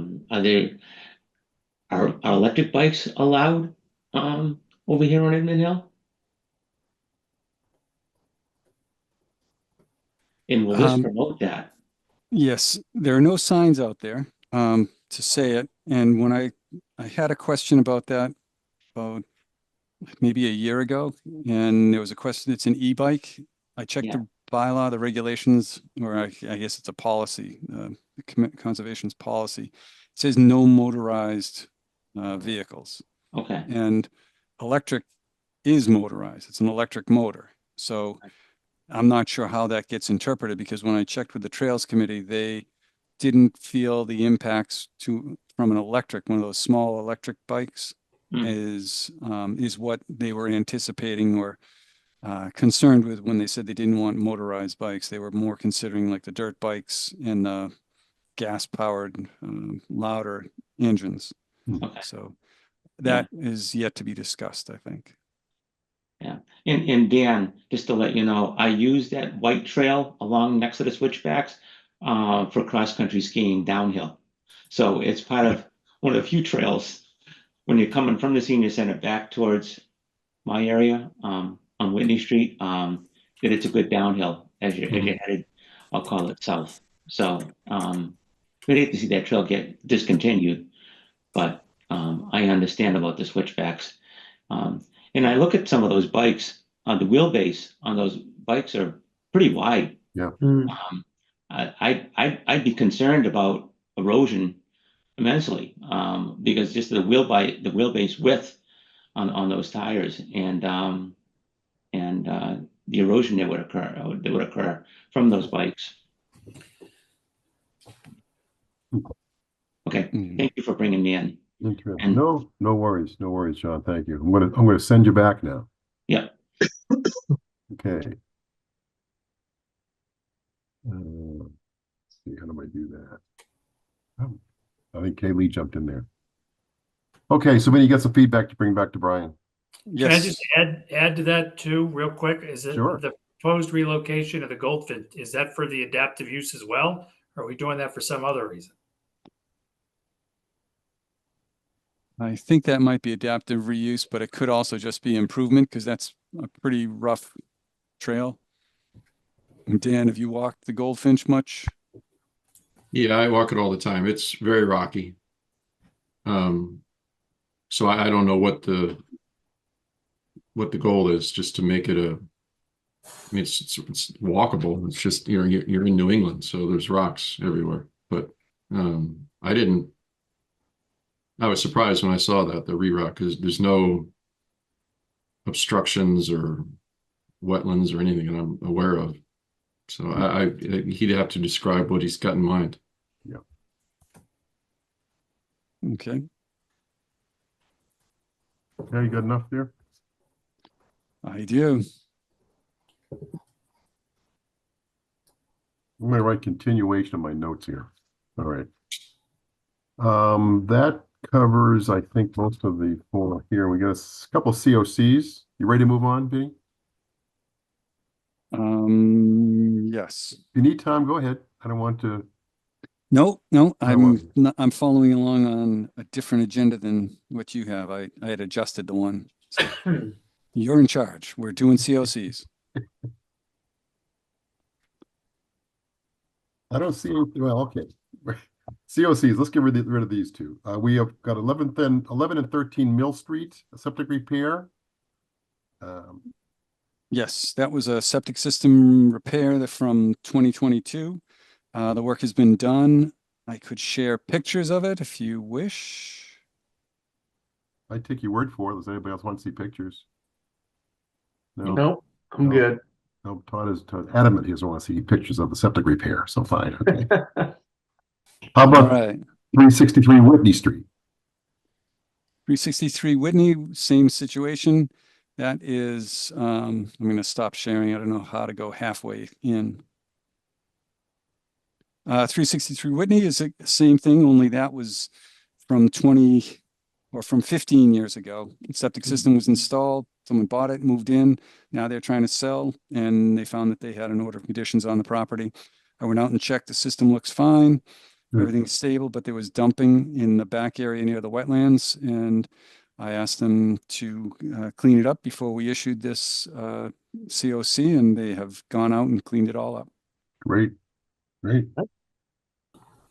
So if no questions from the commission, we need a motion to issue certificates of compliance for 11 and 13 Mill Street and 363 Whitney Street. So 11 moved. and 13 is a duplex, just so you know, it's not 3, it's actually just 2. 2, 11 and 13 and 363. I'll move it anyway. Okay, it's moved. Is there a second? Second. Second by Justin. Dan Clark, Yes. Justin Dufresne, Yes. Todd Helwig, Yes. and I vote yes. Okay. Violations. Well, we're going to revisit the senior center here in a second, but let's start at the top. 128 Davis Street, restoration complete. Yes, the 128 Davis Street was property owner who went out and cleared some area in the photo that's up. This was, I think, back in July. They cleared, moved a whole lot of material, dumped a bunch of brush off to the right side of the photo, and slash and the wetlands are just beyond this tree line. So they cleared that all out. He hired a bad contractor, very apologetic. He came to the commission. Since then, he's hired someone and they cleaned it all up. We're working with DCR because this is on DCR property, and it's all cleaned up. Now it's been hydroseeded and we're waiting for the grass to grow. This is the same area as this location here. And you pull back to the yard. This is the property line. You can kind of see the stakes. DCR on this side, property owner on that side. So the prior property owner was mowing and doing all this stuff. So the people that this new property owner hired went out and moved more stuff around and now has had to restore it. So it's now all hydroseeded. We're waiting for the grass to grow there. And this is looking back the other way from in the yard. The flagging, the stakes are at the property line and then back into the DCR property. Okay. So I think it's in good shape. And I haven't gotten any complaints from DCR. Can you go back to the previous one with the house? Previous picture. That one there isn't, if we look to past the erosion of the fence, isn't that where the parking lot's going to be for the trail? Oh, yes, it's going to be up in here. DCR parking lot. DCR, yes. We are, I did receive it. So at our next meeting, we're going to have a hearing for the removal of hazardous material in the area behind us in this picture. Yep. So along the dike that runs along Southwest Cutoff, they're proposing to clean out hazardous material that was dumped in there. They had done work a couple of years ago to pull out the surface material, and they found that there was stuff underground. So they're going to have to pull out some wetland soils that have been impacted and some soils within the buffer zone. They're going to go down about 12 to 18 inches in some areas and clean up that. And that's being proposed under a notice of intent that I just received, I think yesterday or the day or last week. But this is going to be the, I'm sorry, go ahead, Danny. To go back to what you were saying, this is where they're going to have, I think, a construction entrance up in this area here, as well as one down on Route 20 to do the work associated with the hazardous material cleanup. And then in the future, I'm hoping they're going to be, when they do the work for the dam repairs, they have to regrade and upgrade the dam itself. And then once that work is done, I'm hoping to get a trail kind of through this area from the construction staging area up on Davis that comes down and through this area. And then it will go kind of along to the left here by the wetlands, down along to the left there, and kind of through here to where the dam is. And then that'll run all the way, I hope, to Wegmans and possibly eventually tie into the Shrewsbury Trail system. Brian Belfour is meeting and talking with the Shrewsbury Trails folks as well. So this is kind of all in the works, but a ways away. All right. So Davis Street's in good shape. 105 Lawrence Street, Motel 6. Oh, okay. That one I don't have any photos of, but basically the Motel 6 on Route 9, his approval to repair or replace their septic system, and where they're putting it is up at 105 Lawrence Street. And that's on the top of a hill, but It's outside the wetland jurisdiction, outside of the 100-foot off wetlands, but it's a big system and they're doing work down at the Motel 6, so they've triggered the land disturbance permit. So they're going to be applying at the next meeting for a land disturbance permit for that work. Okay, all right. I'm going to skip down here to 17 Coolidge Circle. Trees cut at 3 feet and left in wetland instead of leaving 15-foot stumps, removing the trees. Okay, that one I don't have anything on, but that was one that we voted to cut the trees again, and Dan referred to it. So they cut the trees down. 4 of them were cut 3 feet off the ground instead of 12 or 15 feet. I don't know who the arborist was, but it was required to be a certain way, and it's not that way. I wasn't sure. I was looking for your thoughts.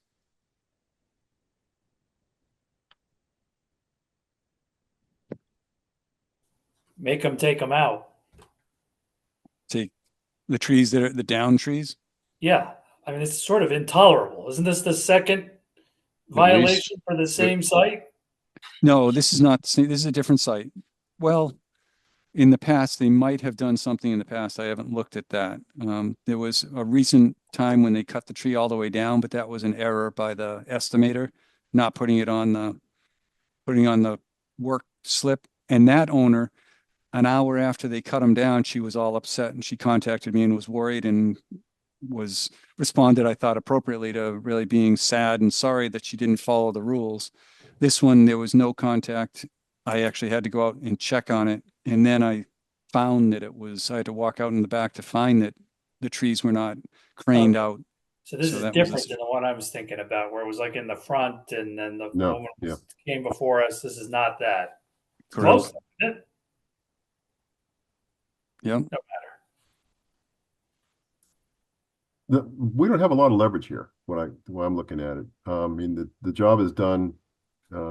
My thought was Vinny should find out who the contractor was, who the tree company was, and not give that name to the lady at 7D Pondview Drive, but maybe write him a very stern letter talking about, he didn't follow the rules and whatever and blah, blah, blah, and please correct your internal procedures or something like that. A strong letter. And now that I know that it's not the same property, I'm fine with that. So, and I'll have them contact me before they do any work in town. Not a bad idea. That's a good idea.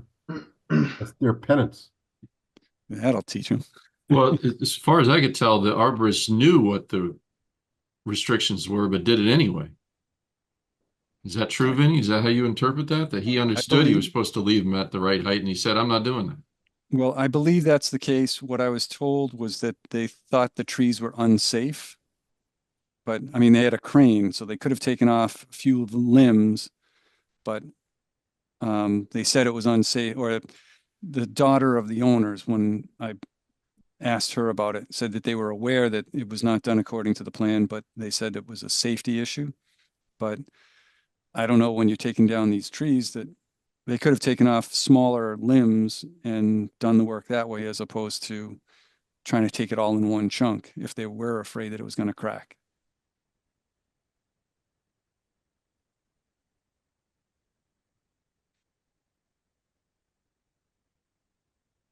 Yeah, I'm inclined just to start saying no. Sorry, you can't cut the trees down. I mean, if this is the end result of all of our efforts to try and be accommodating, that we get ignored or outright dismissed, it certainly doesn't want to make me do it again. And we never have any leverage for it. That's the tough thing. It's like, once the tree's gone, what do you do at that point? I mean, I guess if it's under an order or something, we could have them plant, more trees before we issue a COC or, something to that. I mean, that could be kind of our only way around it. Or maybe, Dan, if we find that they are a hazard or something like that, maybe we have them plant smaller trees somewhere else on the property or something to, I don't know. Did they come before us for a determination of applicability? Yes, they did a determination. We could just condition it on that if you don't follow the rules, then you are planting more trees. Yeah. Yeah. I should put that condition in for the There you go. 7D pond. Yeah. There you go. Yeah. We could come up with, I mean, if that's what we want to have when these people are clearing them, maybe it's something pretty heavy too, you know, like it could be a 5-to-1 replacement or something like that. I don't know, but Tell something them that puts a little meat in it. Tell them to put it in the contract with the arborist so that they know that if they blow it, they're putting in the trees. Yeah.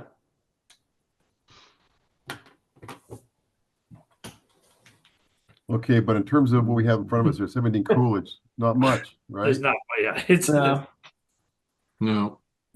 Nasty letter. Nasty Yeah, letter. and I mean, I would assume we also send something to the property owner as well. I mean, they're yes, I think, responsible. sure. All right, so you're going to follow up on that one, Vinny, with Yep. property owner? In the arborist. Get the name. Okay, 19 Barefoot Road, ADA Trail Senior Center. We have pictures here, Vinny, right? Think so. Took a walk around. If you remember the trail, do you remember the peninsula, the little peninsula stuck out there into the pond? I believe that we had that left natural. You could walk out there, but we had no work going on out there. Walked down there with my wife a few weeks ago and found that we had something quite different. Oh, that was a good intro, but I was not in time. I don't have the pictures. Let me. In the final plan, Greg, they had nothing out there. I've asked Vinny that. He said no, there was nothing out there. No, the work was to just replace the path with a paved path up to the area where the I don't even have it in here. Shoot. I took some pictures. I think it's in the. They're in the meeting pre-meeting memo. Right. It's coming up. Anyway, it was clear cut down to the pond.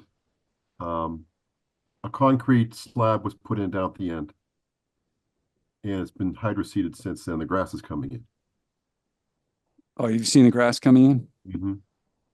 Seems like a strange ad. I mean, are they thinking of putting a bench there or like what? There is a bench there. Speaking of hiking, I was hiking there this morning and intentionally walked. I don't usually walk this way around the pond, but I did. So there's now a bench there bolted to the concrete. Mm-hmm. And there's actually another, some kind of seating some kind of seating structure. Okay. There's actually another, I didn't get my measuring tape out, but there's actually another concrete pad as you're walking down to this peninsula with another bench on it. Oh, right. yes. That one was the corner shown there. Yes. Yes. Yeah. Yeah, that was shown. The bench on that corner was shown, but this was just supposed to be this path going to a picnic table. But there's I don't know. I'm not sure what the plan was here, but there's a structure there now. It just had the erosion barrier going around the end and tying into this, actually over here. Actually, there used to be erosion right along here, the sediment control barrier. It used to go around and come across here and come back. But they lopped all this off. And we were leaving some natural growth down at the end too. Yes, there were shrubs. There were 5-foot high shrubs. Yeah. They might grow back next year, but not all of them.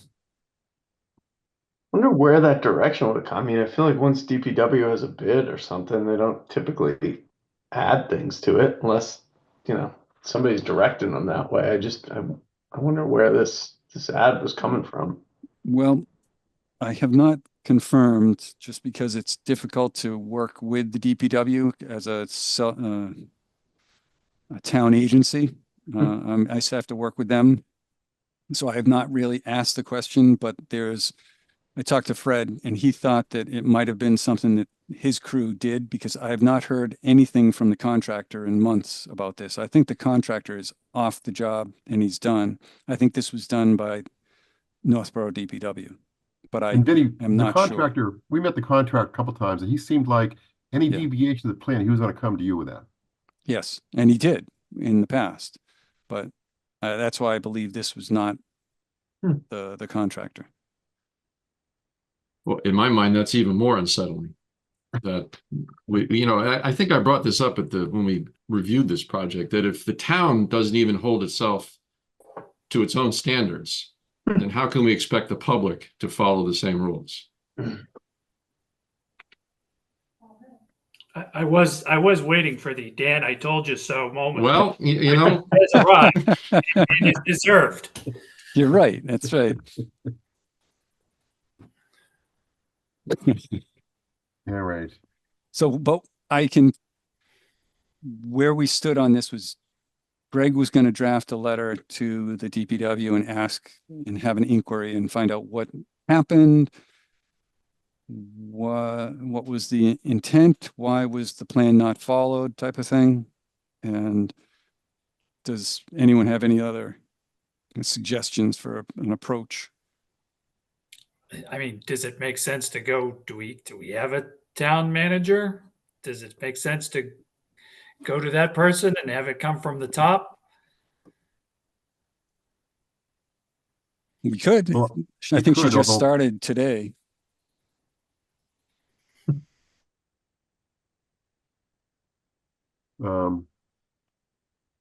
I don't want to put Vinny in a tough position here. One option too would be that Laurie could send it. I could send a note to Laurie. Yeah. I Well- can send the note to Laurie and Scott, copy Vinny. I'm just a citizen here asking the question. Right. Well, I mean, it's my situation. It's a conservation issue. I can do it. It just is a difficult step to take. And I can draft a letter. He's not going to fire me. Laurie might, but he can't. He's not my supervisor. So I can draft something and try to get the ball rolling here, and see where it goes with the town administrator. I mean, we're going to have to make them restore it. I mean, there's no other, I don't see a plan B based on what our job is around here. Right. But it's going to cost money to do that. And it's costing us money. We've given the lecture to everybody else. We can give it to them. Yeah. I think really for the COC, right? They need to list any deviations to the plan or anything that changed, and when they prepare that COC request too, we're gonna have to have a conversation around it. So it's better to just get out in front of it now, see what we can do. But I mean, the certificate of compliance, it's really no teeth because the property's never turning over. So it's not even going to matter. It's right. And I don't know that it's recorded at the registry of deeds because it doesn't matter. Normally I don't go out and do inspections, but we don't want to charge the town every dollar we can. So I saved $105 for the registry fee because it wouldn't matter anyway. So it's, you try to help the town out, and then you don't get the cooperation in the end. It's pretty simple. Yep. Well, then I don't want to put you in a situation. I think Laurie should carry the baton here. All right. I mean, DPW is a peer of hers. They both work for the same person. Okay. Yeah, that works out fine. And I can draft something, and unless you've got something already started. I got a draft I can throw to you. I can throw at you. Just throw something and I can work on it. Okay. That's good. I appreciate you being supportive, everyone. That's helpful. Okay. But that is good looking wattles out there though. They're very good looking wall. That grass is growing pretty well, Dan, too, isn't it? That grass was it fully grown in when you were there? Yeah, there's grass now. I mean, it's short, but it's it is growing. Good. It is growing. Yes. They're great wattles, Vinny, but I'd say that there's, looking at the left-hand side of the picture, there's soil that's beyond the wattles. Yeah, that's the idea. And they're just sitting on they're not doing anything. Yeah. Oh, boy. When I But they walked by, tried. there It was was a kid something. fishing. Oh yeah, there's a worm bucket on the There end was a there. kid fishing there. They're always going to catch like a tire in a shoe. So. All right. All right. Thank you. I've got we've got Brian Belfer on standby here. He's joined us. I haven't brought him in yet because I want to work through the agenda first. Informal discussions. You want to talk about Aspet River Dams removal? Oh yeah, I can do that one quick. I've talked to Heather at Oars, and she has done a presentation for the work to remove the dams on the Assabet River. There was some prioritization work done. And where it is. I think that's it. All right, so here we have the dams. We can't see anything. Okay, so the dams that have been decided to be the top priorities, according to an assessment that was done 15 years ago, was Old Mill Pond Dam, the AKA Aluminum City Dam. And this is looking from kind of Route 20 off to the east. That's an existing dam that's privately owned. And then the other one that is of interest is the Allen Street Dam. And that is the north side of Allen Street and going out in that area. So they're talking about renovating or removing those dams. It's a long process, but they want to start it. And what they're looking at is at the Aluminum City Dam, you've got this looking upstream. This is what it existing looks like. This was an artist's rendition of what they could do if they remove the dam. They do a little riprap. I'm sure there's going to be a little bit more riprap around here, but they make it just a flowing stream to allow fish passage and habitat improvements. So that looks nice. The idea looks good, but it's a long process. The Allen Street Dam is a similar one. It's a little tougher to see.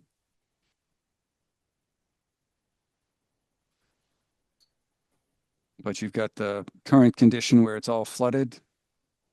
And then the proposed condition will be a lot of more wetland area, floodplain area, and it flows under Allen Street. Because this was, I think, a 6-foot dam. The aqueduct bridge trestle goes over that. You'll lose the flooding and pond that's in the back here. So that will all be gone, and it'll just run the stream channel itself along the side.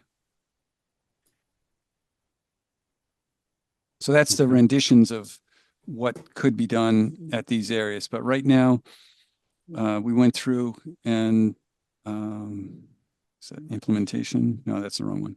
So we just went through and talked about what could be done, and there is money available at the state. The first step is to get the owners on board to agree that they want to do something. And then the town can work with the owners to try to make this happen, because it's very expensive and very time consuming. Okay, the process is moving forward slowly but surely. Yes.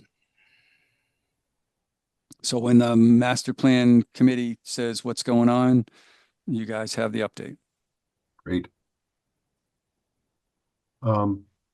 Aqueduct Bridge over the Aspet River Trail evaluation. Okay, that one is just an update. We sent plans over to the MWRA. They reviewed them, asked for stamps on the plan and review by Mass Historical, and we've completed that. The Stantec, the consultant for the town, has completed that work, and they resubmitted it to the state last week, and I'm waiting to hear from them. Okay. So hopefully we'll get that approved, and we'll be able to do the evaluation of the aqueduct structure. And then we decide from there whether we can have an active trail across that and what's needed to do that. Good. Correspondence. Like the clerk to replace the opening due to Diane Gula's resignation. Now, Justin's been doing a fine job here. However, he's the vice chair, which he shouldn't have both positions, correct?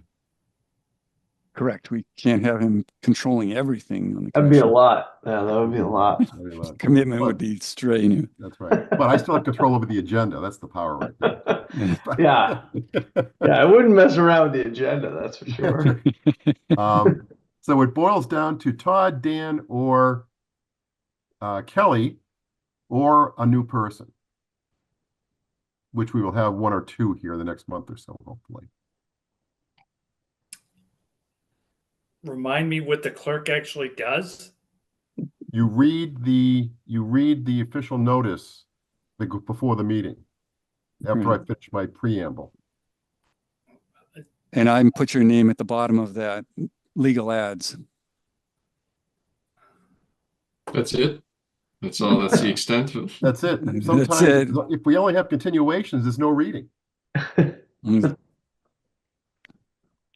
Any volunteers? They're both thinking about it. I mean, I'm happy to do it since it needs to be done. You want an addition to your resume? Yeah.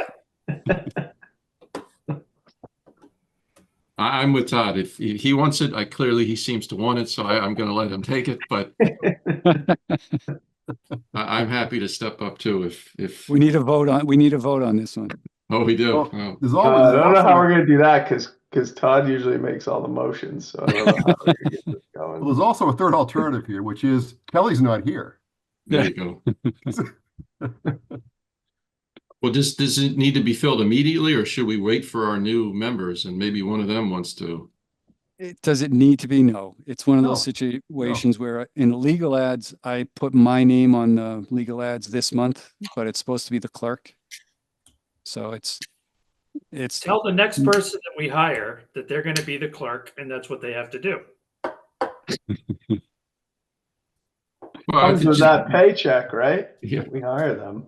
I just think maybe we should just offer it to everybody. Maybe Kelly wants to do it. I don't know. Maybe. Okay, it's fine. We can kick it out for a month or so. It's fine. Not a problem. Boy, all right.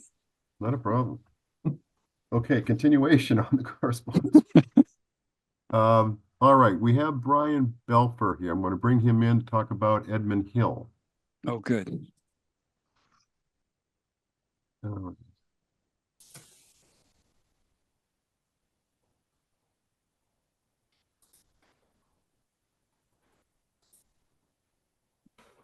Any moment now. Brian. Good evening. Thank you. I appreciate you guys being a little out of order so that I could chat real brief tonight. There you go. There you go. You must have heard about our discussion earlier. I caught the tail end of the concrete in the wetlands at the ADA No, trail. not that one. Oh, no, I didn't. I'm sorry. I was at Trails Committee meeting, so. This was a discussion we had around, you wanted some you were looking for some feedback around your request for the adaptive bicycle trail. Correct. So the general idea is that we already have an existing trail network at Edmund Hill. People already ride mountain bikes up there. And one of the initiatives that I've been working on, both in Northborough and as part of the Mountain Bike Association, is adaptive trails. Massachusetts is super way behind in any mileage for adaptive mountain biking. And we have a really good opportunity locally to make a couple. I did upload a bunch of guidelines and stuff to the Dropbox. I don't know if anyone really had a chance to review any of that stuff, but basically, I'm trying to summarize real quickly. You got to make stuff that isn't way off camber. You have to make stuff that doesn't have super narrow rock crossings or rock narrow pinch points. And it just needs to be a little bit wider than, say, your typical single track. And it generally just more resembles a slightly wider hiking trail. Up at Edmund Hill, to do this work, I did just a very brief sketch. It's really minimal impact on the trails that are up there. What it does do is it allows for some switchbacks, where currently we have these horrible straight up the fall line eroded summit trails that are horrible. And it allows for just a little bit of we would need just a little bit of an extension of an existing climbing trail.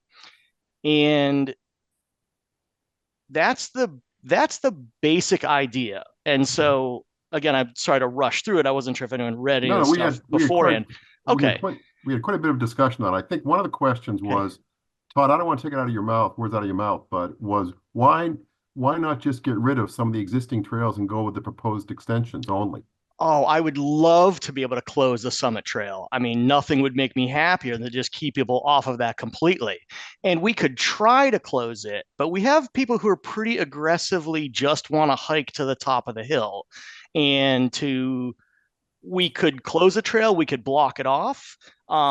People will still walk around it if all they want to do is get up to the top. We could certainly put up signage that says trail closed, please use the new climbing trail. We could take it off the map. I would be game for doing all of that. In the end, the public will wind up treading straight up the hill because for whatever reason, people like to do that. Even though I find it to be a unappealing way to get across there.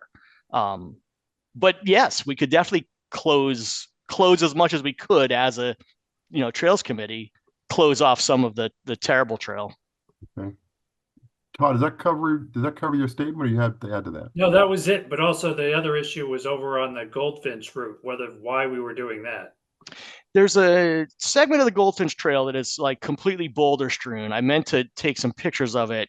It's an unpleasant hiking trail. It's currently impossible to ride a regular mountain bike on, and it's completely not suitable for any kind of adaptive work. That section of that trail has been terrible for, I don't know, I mean, all of the 22 years I've lived in this town. So what I'm trying to figure out is if there's a suitable way to reroute that trail or segments of that trail slightly uphill to get out of that boulder field.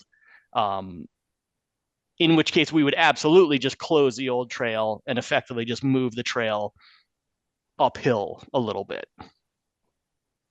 And the goal would be so that we could create a loop, right? So that one could start at the senior center, go up the climbing trail, dip back down, have a nice loop around, the Proctor Trail and the other trails that are sort of in the flat area, if you will, and then be able to take the Goldfinch Trail back to the senior center. Ideally, that would make a really nice loop. Let's see, what else was it? Another question we had was, Justin, you had a question about erosion. Yeah, I guess and I think, some of it kind of stems from a few years ago, maybe when we were talking a lot about Pisgah and a lot of the mountain bike activity that kept happening up there, causing erosion and different things. But I feel like that was maybe different. I feel like I was trying to remember what our main issues were. I think it was a lot of people building things, maybe building jumps or building different things up there in the woods. Maybe it was the bigger issue, but I couldn't remember, and I just wasn't sure, erosions with mountain bikes, or if people are walking down the trails, or mountain bikes an issue for people, as they might be walking, kind of things like that. And I just, Brian, I don't go out here very often at these trails, so I don't know kind of what those issues could be, or if they're maybe just non-issues too. So yeah, two parts of that. Anywhere where we have multi-use trails in town, you certainly have user groups interacting with each other. For the most part, those interactions are just fine. And the vast majority of people share the trails. The hikers hang out with the dog walkers. No one gets too upset till there's an off-leash dog biting their ankles. Mountain bikes are going up and down. There's always an occasional interaction that's less than good, partially because bikes just tend to move faster. But that tends to be in the minority of the occasions. They're unfortunately just what you hear about. The person who was surprised by a mountain biker tends to be the most vocal. All the people who happily have a mountain biker slow down and pedal past them, they never talk about that. Edmund Hill's not actually a very popular. Well, let me take that back. Mount Pisgah is an extremely popular mountain bike destination. It's a known ride area. It's on a lot of people's videos and lists, and it attracts a lot of riders. Edmund Hill is not that. It's not big enough to do that. The elevation is not enough to do that. And it's not ever going to see the sort of traffic that you see at a place like Pisgah. Erosion wise, all of the new trails, they're all switchbacked and they're all done with water management so that you're not getting compaction and erosion and stuff washing down the hill. So they're all actually much more sustainable than some of the existing straight up the fall line trails. Good. Dan, anything you want to add? No, I think that answers all the, I had similar questions anyway, so it all seems fine to me. All right. And mostly, like, I wanted to make sure that everybody like knew that I wanted to work on this and knew that some of this was sort of already being worked on. I know Edmund Hills has a history of like stuff going awry up there, and you know, with the disc golf and whatever else. And you know, I'm trying to do something that is public facing and make sure that people are aware of, you know, of what's going on. So when they see someone out there with a rake or a shovel, they're not like, oh my God, you're, you know, you're wrecking the place. And then as far as, you know, further stuff, obviously, if like, I just wanted to present this as for awareness that this is something that I really want to do. And then whatever more detailed stuff, we'll flag it out and we'll figure out exactly where the trails are going to go. And I'm going to go walk Goldfinch and make sure that I can actually reroute it somewhere, make sure it's going to work. And then I can also start looking at, there's a small handful of bridges, Proctor Trail and some of the other low-lying areas, most of which are due up for replacement anyway. We would just need to make those bridges just a little bit wider so that the adaptive cycles can actually fit across them. We've been trending in town, mostly at my insistence, where we've previously had a proliferation of 2-foot wide by 12-foot bridge segments, which are all old and deteriorated and terrible. And they're sitting on the ground. Pretty much everything we make now is elevated. We've moved to using helical piles. We're trying to get up out of the wetlands or up out of the water. Things are wider. All the bridges are wider and more stable and ramped appropriately. So all the new stuff is actually less ground contact than the old stuff. And it's safer for people to walk across. Brian, the adaptive bicycles, are they powered at all, or that's all human power? A good number of them are electric assist for the ones who you know, don't have enough strength to be fully hand cranked.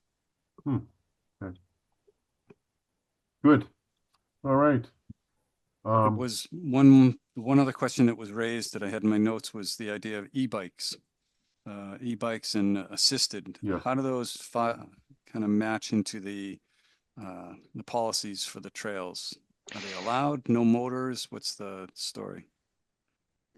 Directed to me?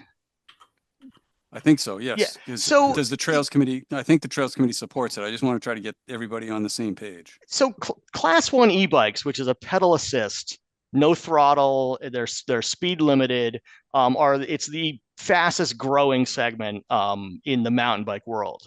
From a distance, you can't even distinguish a class 1 pedal assist bike from a regular mountain bike.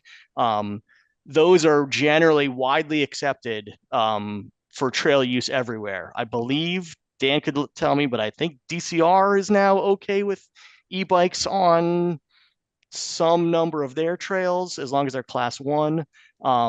We're certainly excluding anything throttle, you know, that would be equivalent to a motocross bike. Okay. Good. Okay. Brian, you got some feedback?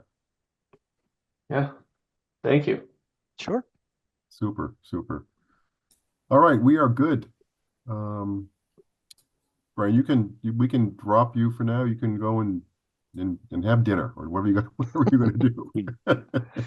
I appreciate it. Thank you so much. Great. Thanks for joining. Appreciate that. Absolutely. Thank you, guys. All right.